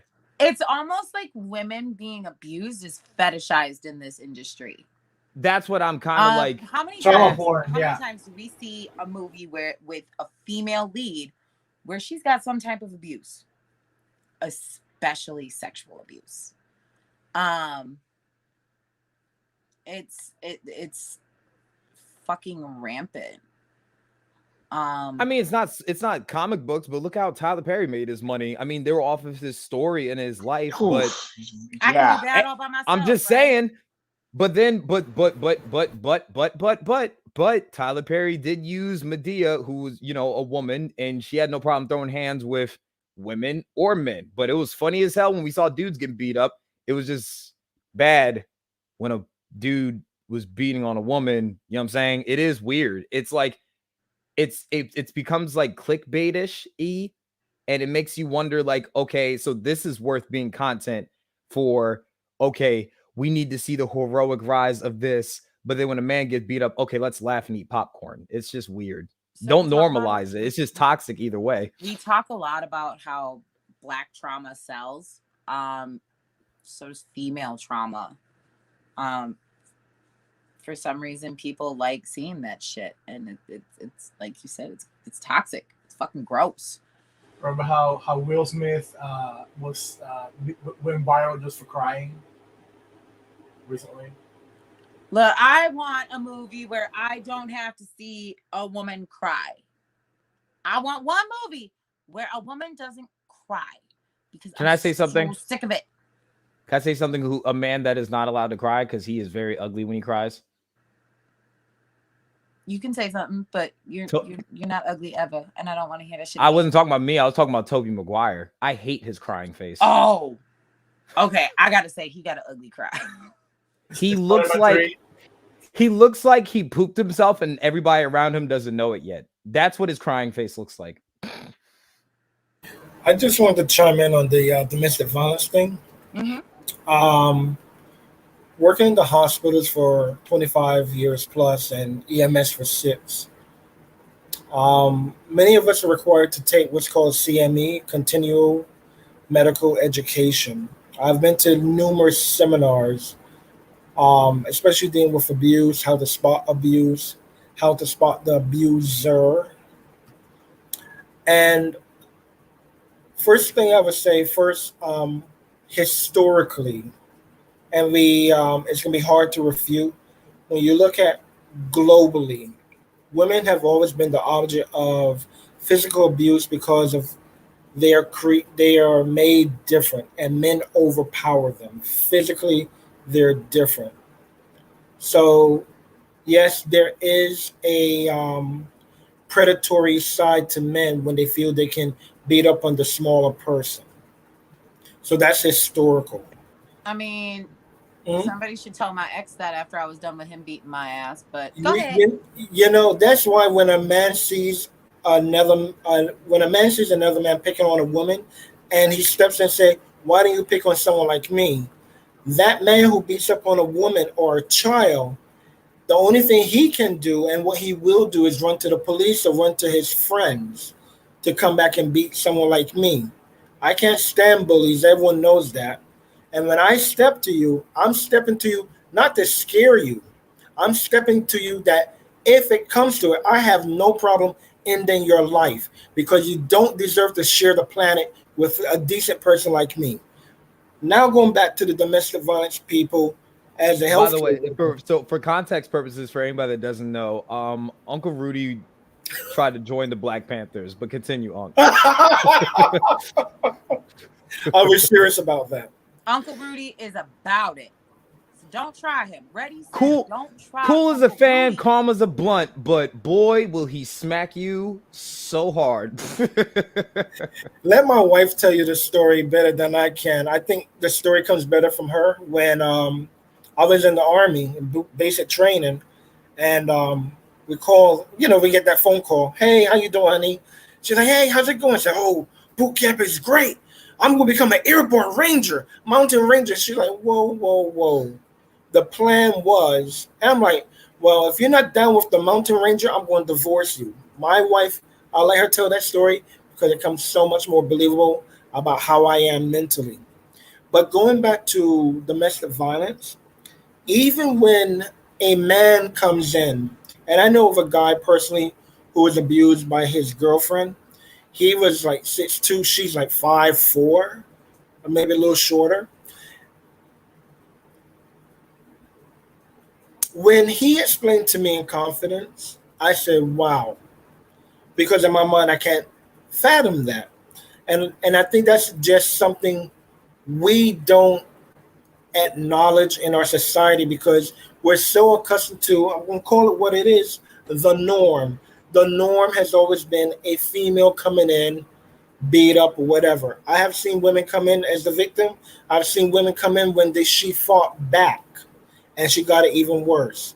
And, you know, some women say, girl, don't fight back. It's not worth it. He's going to be more angry. And if you are a man that have a sister, you would tell her, your sister, do not fight back a man, because when he's really pissed off, just for good pleasure, GP, he will rag you across the floor and he'll take pleasure dragging you outside the building so everyone can see it. So unless you're truly about that business, do not do that. Another thing, our justice system have made it very clear whenever a woman fights back and she gets the upper hand, even though she has all the bruises, there's multiple reports of domestic disturbance coming from that home on the police reports multiple times. When she sits before a judge and the jury, they have the nerve to say, well, you took a life, regardless if it was in self-defense, and she spends time in jail. It tells me our society do not value women. They do not. They just simply don't. So, let me get a little personal here. For me, I am a domestic violence survivor. I was in an interracial relationship with a white man, and I know, come at me later, I don't give a fuck. He beat me, and one night the cops were called, and I was in my son's room holding him, and he told the cops that I was the aggressor. So the cops came in and they drew guns on me and they ripped my infant child from my arms and took me away. And they took me to county mental health, where the psychiatrist would not allow me to leave or to use the phone until I said the words, I was the aggressor, I was a danger to my son.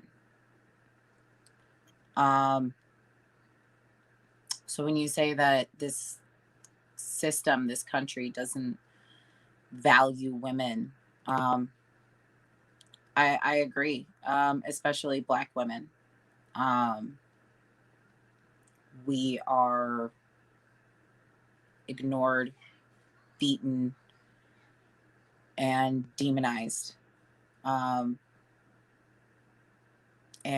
it's utterly fucking disgusting. So I definitely agree with everything you said. We don't listen to our men, and we don't listen to our women.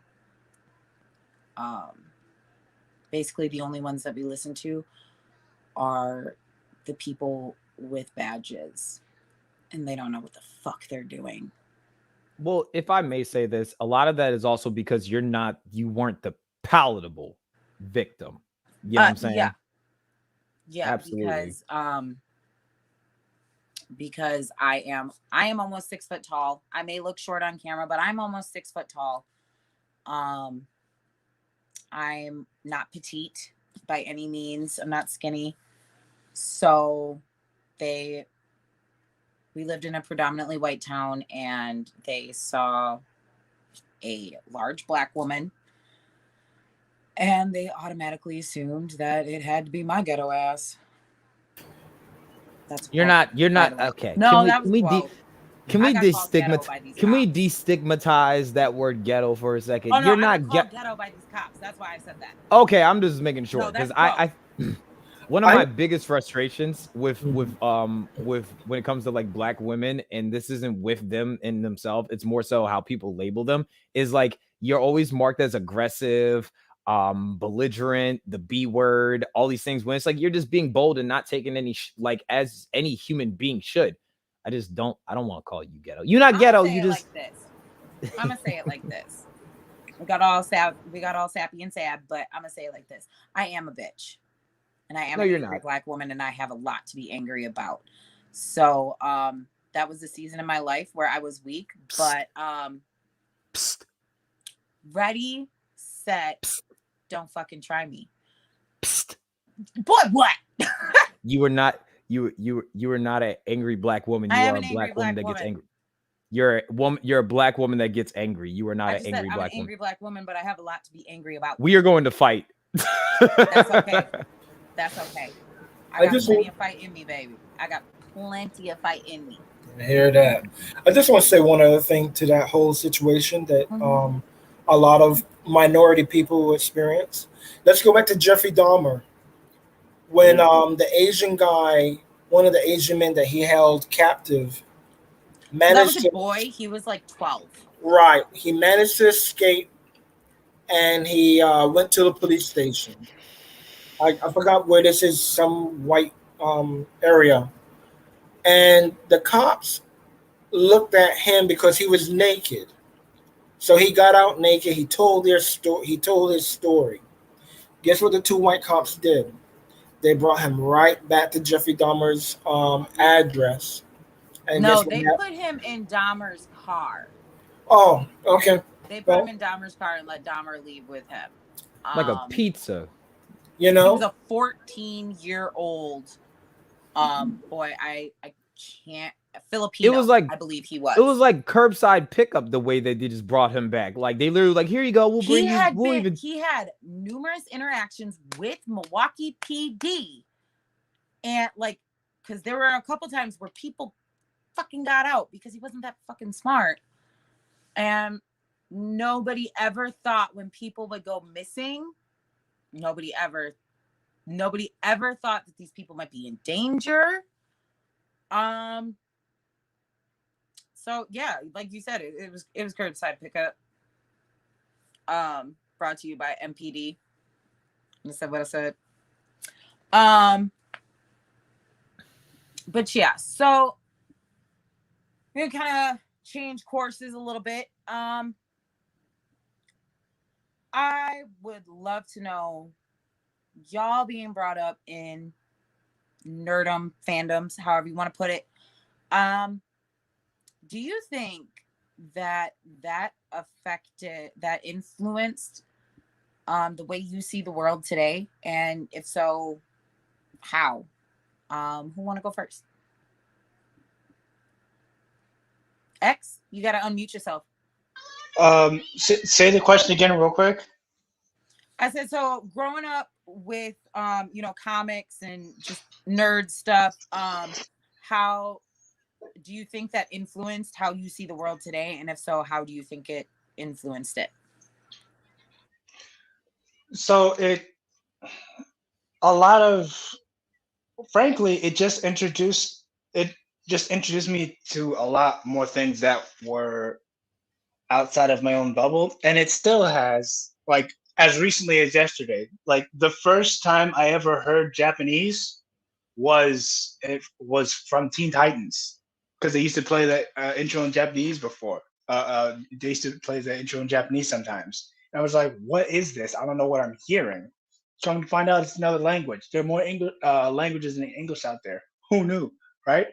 As recently as yesterday, and I know how we were talking about how, main characters and representation earlier, right? With, Tim Drake and, and Bobby and Static and Cyborg and all that stuff. There is a show called Stars Align, and my friend had sent me a clip, and it was about someone talking about being non-binary, right?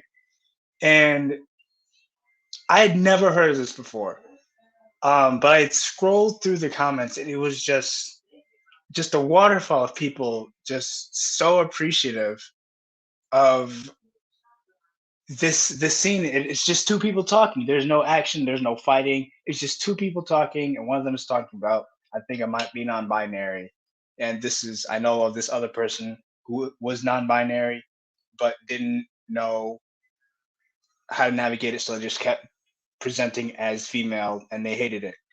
And it really, I had to sit there and think for a second, because what I was watching people talk about is what we feel when we see something like Cyborg talking about his scholarship riding on being able to play football, right? Or hearing Static talk about, yeah, he's a superhero, but he's also a black superhero, so that's even more pressure on him. Or Sam and I forget the other guy's name, unfortunately, in Falcon and Winter Soldier.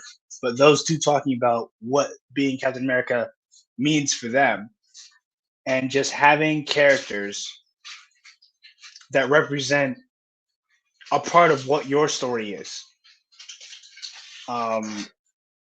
So really what it's opened up for me is just being able to identify and empathize with other people who are not me, even if they have nothing. Both people who do have something in common with me and people who don't.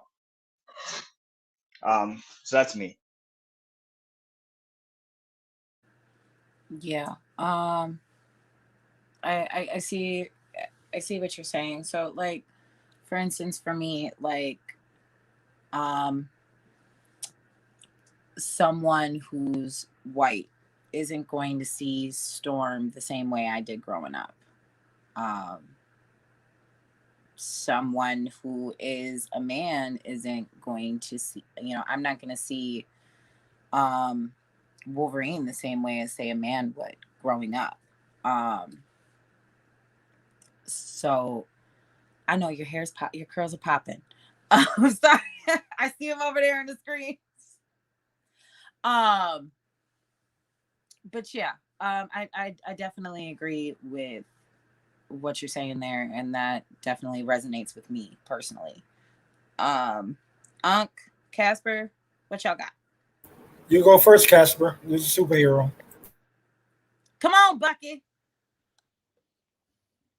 So I will say though, me being I'll say me being a blurred, I think me being a black nerd allowed me to be happier in my blackness, because when you're a nerd and you participate in certain things, it's more about what you have common interests in opposed to what you look like.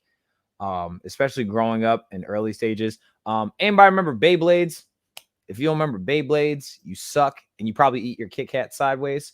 But but So back when I was yes, absolutely. But the thing is though, like what I've learned is as a blurred, you find it brings everybody to the table when it comes, and that comes with like almost every common interest, like category and everything like that, whatever community, if we're talking about pop culture and everything like that, usually who you're going to, at least in a weird way, growing up in my youth when I didn't see color, you know what I'm saying? I cared more about what you were interested in, the type of person you were, and then probably your color, thirdly. As I've gotten older, I've been able to embrace diversity in the people that came to the table with me. I've been able to embrace and look to ask even those questions, as you said, how does this make you feel? How does having a superhero or a representation that look like this, that, and the third make you feel? So for me, it hasn't necessarily like shaped how I view people, because as long as I was searching for the community aspect when it comes to a nerd, being a nerd and everything like that, or comic book culture, otaku life, or all these things. Somebody likes anime, they like anime. I don't really care if they're black or not. Somebody likes comic books, or doesn't like comic books. I don't care if they're black or not. It was something that we were able to just talk about. And then it was that, how to describe it? It was the thing that brought us in. And then once we were brought in together, we had no other choice but to acknowledge each other. And I think that's what was beautiful for nerd culture for me growing up, was because it brought us to the table. Why not we actually break bread with the people that were brought to the table with us? So that's just my thoughts. Tossing the mic to about to alley-oop the Yep, let's hear it. Well, me growing up in the earlier era, getting into comic books in the 1980s, mostly G.I. Joe. The first time I came into superhero comic books was 1984's Secret Wars. For me, I grew up colorblind, so to speak. In my family, we didn't talk about a black person, a white person. It's who you are as a person. What quality do you bring to the table? And throughout my life, that is what sufficed for me. Is that, hey, this guy seemed to be an honest guy, a man of mild mannerisms, of good substance. What I saw in the comic books I collected was leadership style, good versus evil, and how to stand up in the face of evil. I think I talked about on Casper's podcast when I was first interviewed in the seventh grade when I discovered comic books was the time I discovered my inner hero or my inner decent person willing to stand up to people. Where we had like 5, 6 bullies in the class, and me and a friend, again, we're like 14 years old. And I'm like, I'm not going to be held back in the seventh grade again. I'll go to my grave first. And we had a standoff, me and my friend, against 5 bullies in the class. And I stood up to this guy, his name is Derek. He's like way tall.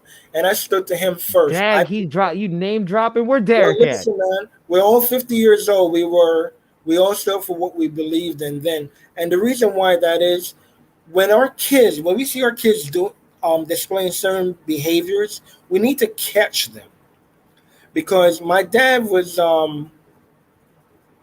concerned I was walking around with a dog chain with a padlock on it. Because the way I had to carry myself, there was no friends. So I was my only defense mechanism. So I had to learn early how to take care of myself from that age and not, Mommy, Daddy, can you come up to the school? So for me, comic books showed me how to stand up for myself and how to stand up for others. And that day when I stood up to those 5 guys, me and my friend, and I blurted out, I'm just very extreme as you guys get to know me.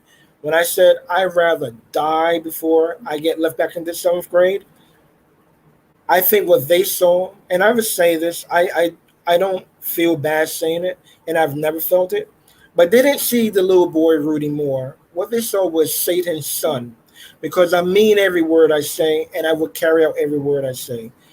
As young as 14 to where I am now. And that's what comics taught me. Stand up for yourself and stand up for the little guy. That's what I gained from it. Yeah, and I had a very similar reaction as yours. Um I guess growing up with the nerd culture and fandoms and stuff, it kind of just it turned me into a whole Gryffindor. It really did. I was like, what does that even mean? You'd know if you watch the movies. Don't. Anyhow, it would anytime I saw someone getting bullied, I was there. Like, I look good in orange. Let's go. I'm ready to go. Anytime I saw somebody needed help, I did everything that I could to help. It's almost like these stories that I grew up with made me a better person today. And for me, when I discovered and embraced my own Blackness, I think back to the characters I already. Okay, don't say that. Don't say that.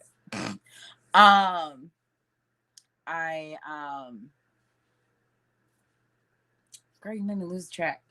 I would look back at the characters that I looked up to the most, which were the ones that looked like me: Storm, T'Challa. They fought for their people, and they were very unapologetic about it. And for me, that's part of the reason why I started this podcast, why I started my TikTok, why I started yelling in the streets, why I started having these conversations with people I really can't fucking stand. Because for me,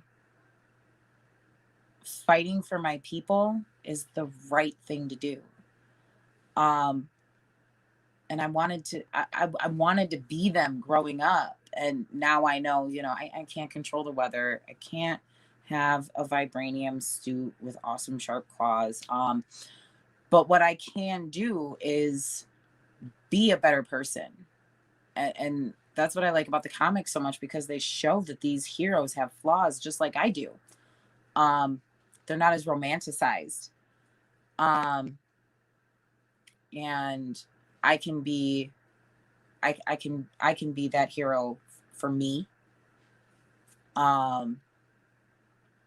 Yes, change starts with me. I never know. I could be the catalyst that starts a conversation within the community with somebody that was raised in a racist home. I could be the catalyst to that change. Even for one person. If it's even for one person, then I did something right. I was like Storm. I was like T'Challa. And that's just for me. But real quick, I don't know why my brother thought I was gonna skate past this. He has a podcast. Yo, chill out. Go ahead No, and subscribe to his that wasn't channel. even Check me. out his subscribe, hit that little bell, because he's gonna have a podcast tomorrow. So while y'all are waiting for Friday, that wasn't even me, yo. Make sure you tune the hell in. What are you talking about? Don't act like you ain't go. Come on now. I'm not Kid Casper. My name is Mr. Lee with love. Like just Doctor because Strange. You put your name in hieroglyphics, we know you Casper. I don't know what you're talking about. I have no idea what you're talking about. That is literally your tagline, sir.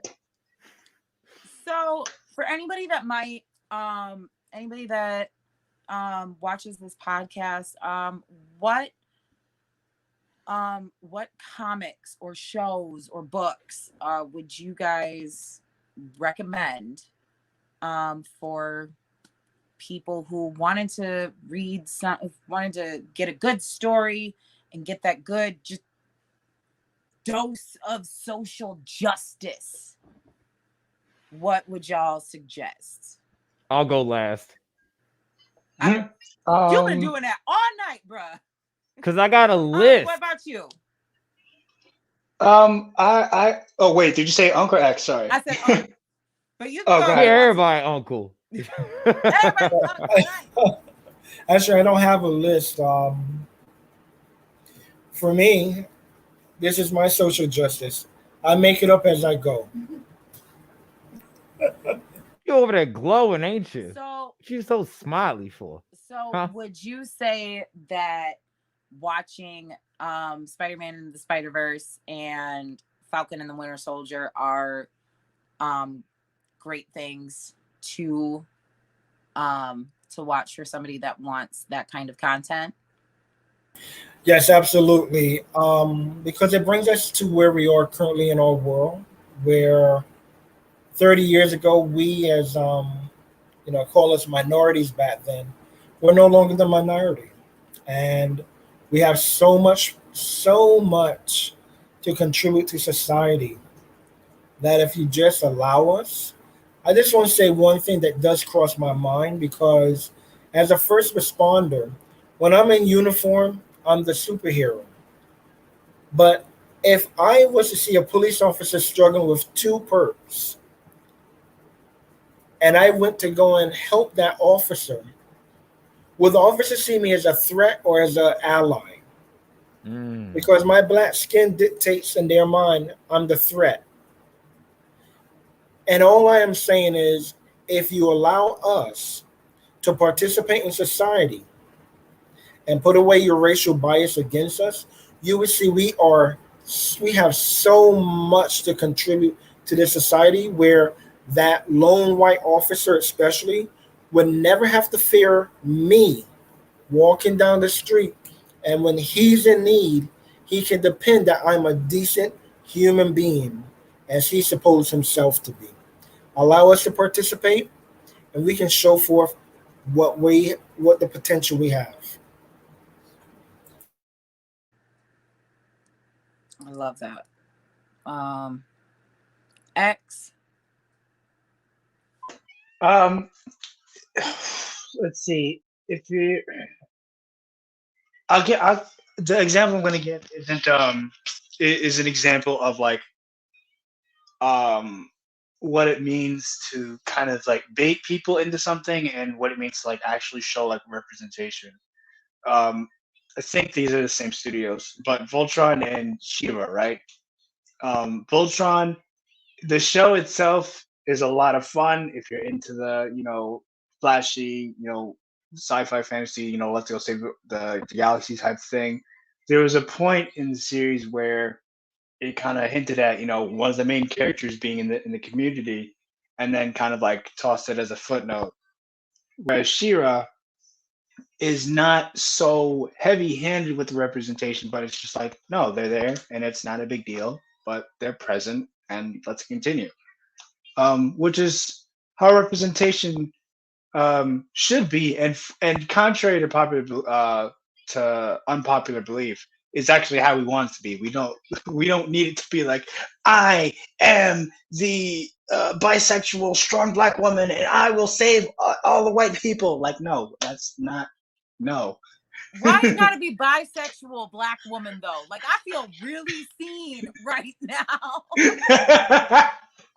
No, because it's just like it's like I was saying, like during like Pride Month, Black History Month, whenever heroes that are not white are being celebrated, it's just like, oh well, you're just trying to pander to this. It's just like people who aren't you exist, and it's like examples Boy, like you better say that again.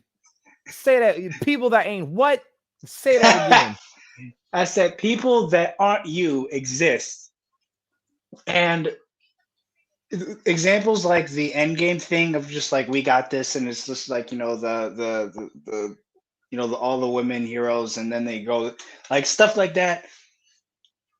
I would rather live in a world where like big companies like Marvel and Disney or whatever are trying to appeal to people and trying to gain business by being inclusive than jumping back 50, 60 years ago where we had business signs that are just like, we'll treat you like you're white, We can even go back like, I don't know, 20 years ago where they made Storm Professor X's lapdog.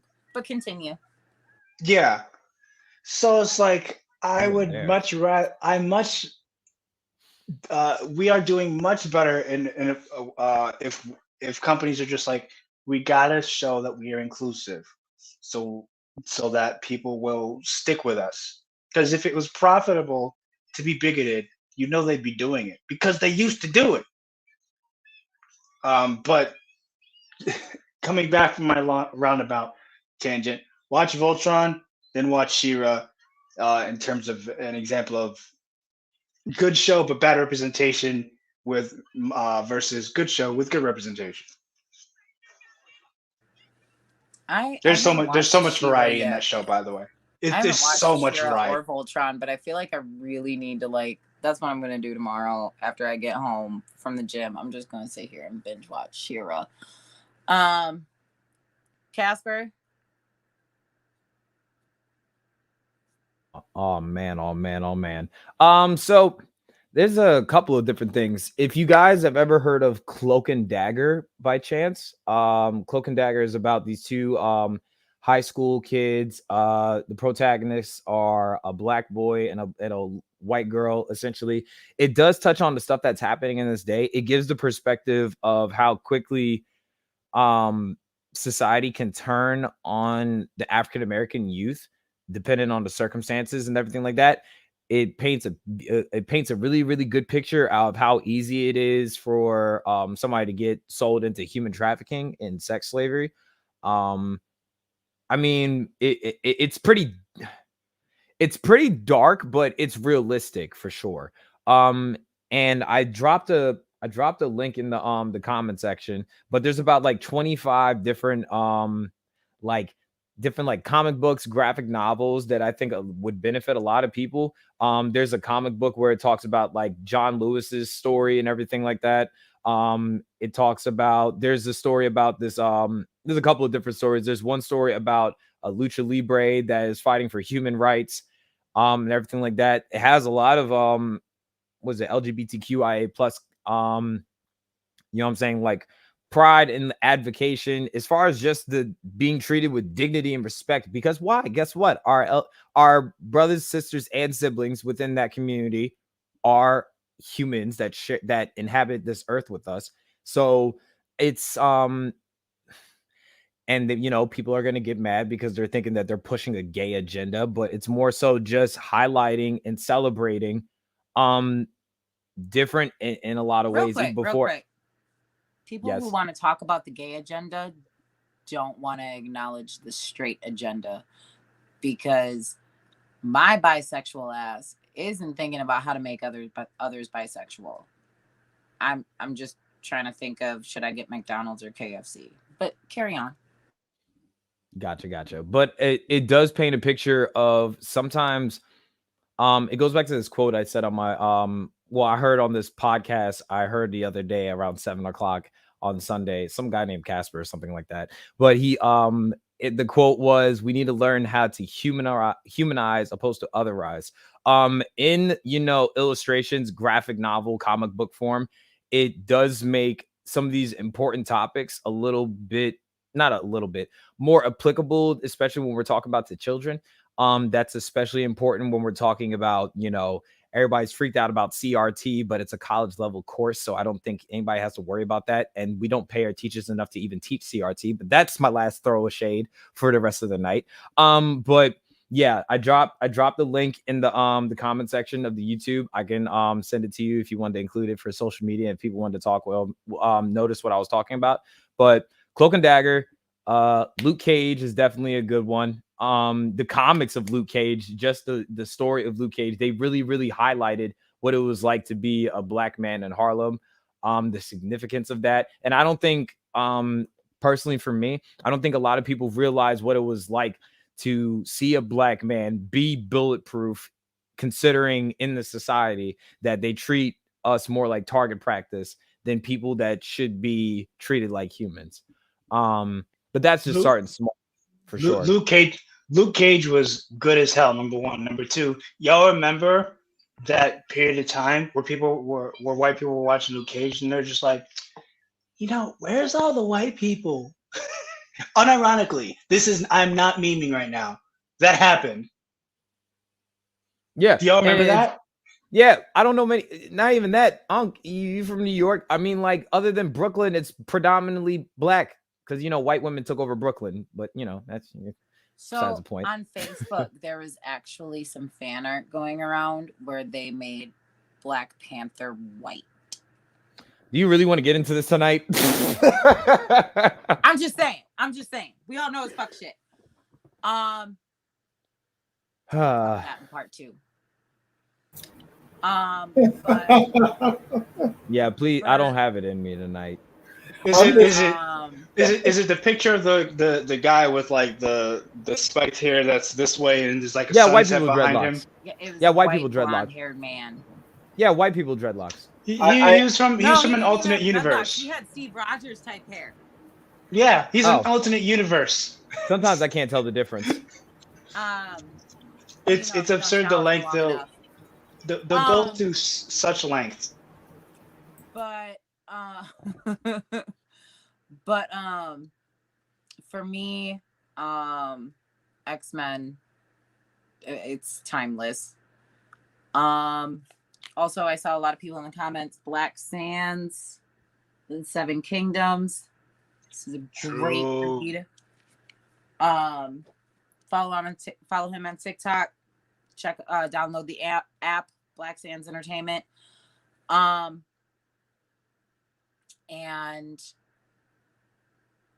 Harry Potter. I mean, the author can go fuck herself, but the series itself is amazing. Don't buy the books, read it online or something. Here's another good one I was telling you about, La Lucha. It's about it's about this it's a story of Lucha Castro that's fighting for human rights, and he uses, like, he's on the pursuit of doing this, but also being a wrestler in Mexico. Because I did mention, wrestling and everything like that as a nerd. That might be something that also applicable for those that like wrestling and stuff like that. But La Lucha by John Sack and Adam Shapiro. That's a good start as well. Awesome. Thank you. So, how did y'all feel about this panel tonight? Awesome. It was really good. Even though they had the jet, Trent and Uni definitely added perspectives that I hadn't considered before. Y'all, go follow Very diverse. Trent and Uni. It is Daily Shenanigans on TikTok for Trent, and it is the gay anti-racist for Uni.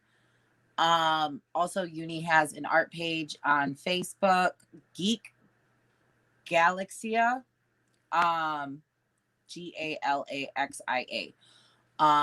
where he showcases his art. He's amazing. Go check him out. If you're not, I don't know what the fuck you're doing with your life. So let me ask y'all this. If you could choose one person that you would like to see on this show about any topic in the world, who would you pick? But you have to, it has to be someone that you can help make it happen. Who would you pick?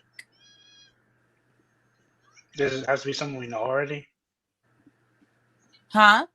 Does it have to be someone that that we know already? It has to be someone that you can help get on this show. I mean, I was thinking Queen Jordan, frankly. You said Jordan? Yeah. Jordan Simone? I'm working on it because I love her. Casper, Uncle Brody. Let's see. I'm so happy that one guy with the glasses. I'm so happy that he got out of my chair. He was getting on my nerves. But I think a really good guest would be this guy named Uncle Blasian, FMA. I saw it on this one guy's podcast. It was like BIPOC Solidarity or something like that. Super nerdy Black Asian dude. He's a leader. He started the Black and Asian Alliance Facebook page. I think that he would be really, really informative to I think it'd be great for both of you guys to dive in on the mixed experiences, but both being mixed with two different things. Also, him being a queer man as well, I think it'd be great to understand the intersectionality of not only being mixed, but also being queer in the society while navigating in thus these Black spaces, these Asian spaces, for you Black spaces and white spaces, but also being a part of the same community as far as the LGBTQIA plus community. I think that would be dope. And I already messaged him about you Sunday. So I have so I got you. Well, I appreciate that. And I love how you just don't even tell me no more. You're like, oh, this one would be good. But I appreciate it. Dude, why does that guy keep getting on my chair? It's starting to get on my nerves. Y'all keep seeing, you can see that dude with the mask. I'm just saying. I don't know what's going on around here. I Carry am on. so done with you, Clark Kent. I'm so done with you. Do you have anybody that you would like to see on here? Well, I think you guys know I'm part British already, right? So just for you, Jess, I will get Idris Elba for you. Look, I might need a chaperone for that one. 'Cause, Imagine. Imagine. No, I don't have anyone that comes to mind. But if it were possible, just for you, I'll get Idris. Is he married? I don't know if he's married. Yes. No, B, no, I'm not sharing. No. It's my podcast, damn it. No. Well, I want to thank all y'all for coming on tonight. It was a lot of fun. I think the conversation was definitely very fruitful, very, very beneficial. I have a confession to make. Oh, Lord. What now, Bucky? So I would like to reveal my secret identity. It's actually me. It's actually Casper. Great Scott, it's Kid Casper. What do you know? No. Oh wow! I never I didn't. would have You guessed. don't understand. This imposter. Believe you lied to me. Yo, this imposter syndrome was too much. I didn't feel right just living this double life with you. I couldn't. Not a vibe, It just didn't feel right. I'm sorry. I'm sorry I lied to you. You always wonder why I had to run out so much. I had other things to attend to. I'm so glad that you decided to clear your conscience before you leave. By the way, my wish list is consciously. So hit consciously up. Spam his account. Tell him that he needs to come on the Not Your Safe Zone so we can have a conversation. Anyhow, thanks y'all for being on tonight. I want to thank Trent or Daily Shenanigans and Uni or the Gay Anti-Racist. On Friday at 9 p.m. Eastern, 8 p.m. Central Standard Time, we are going to be continuing this conversation with from the female or female presenting perspective. And we are going to compare how different the experiences in fandom is between men and women. Y'all go ahead and stay online for a little bit after I end out this live. I love you guys, and remember, don't be a dick. Good night.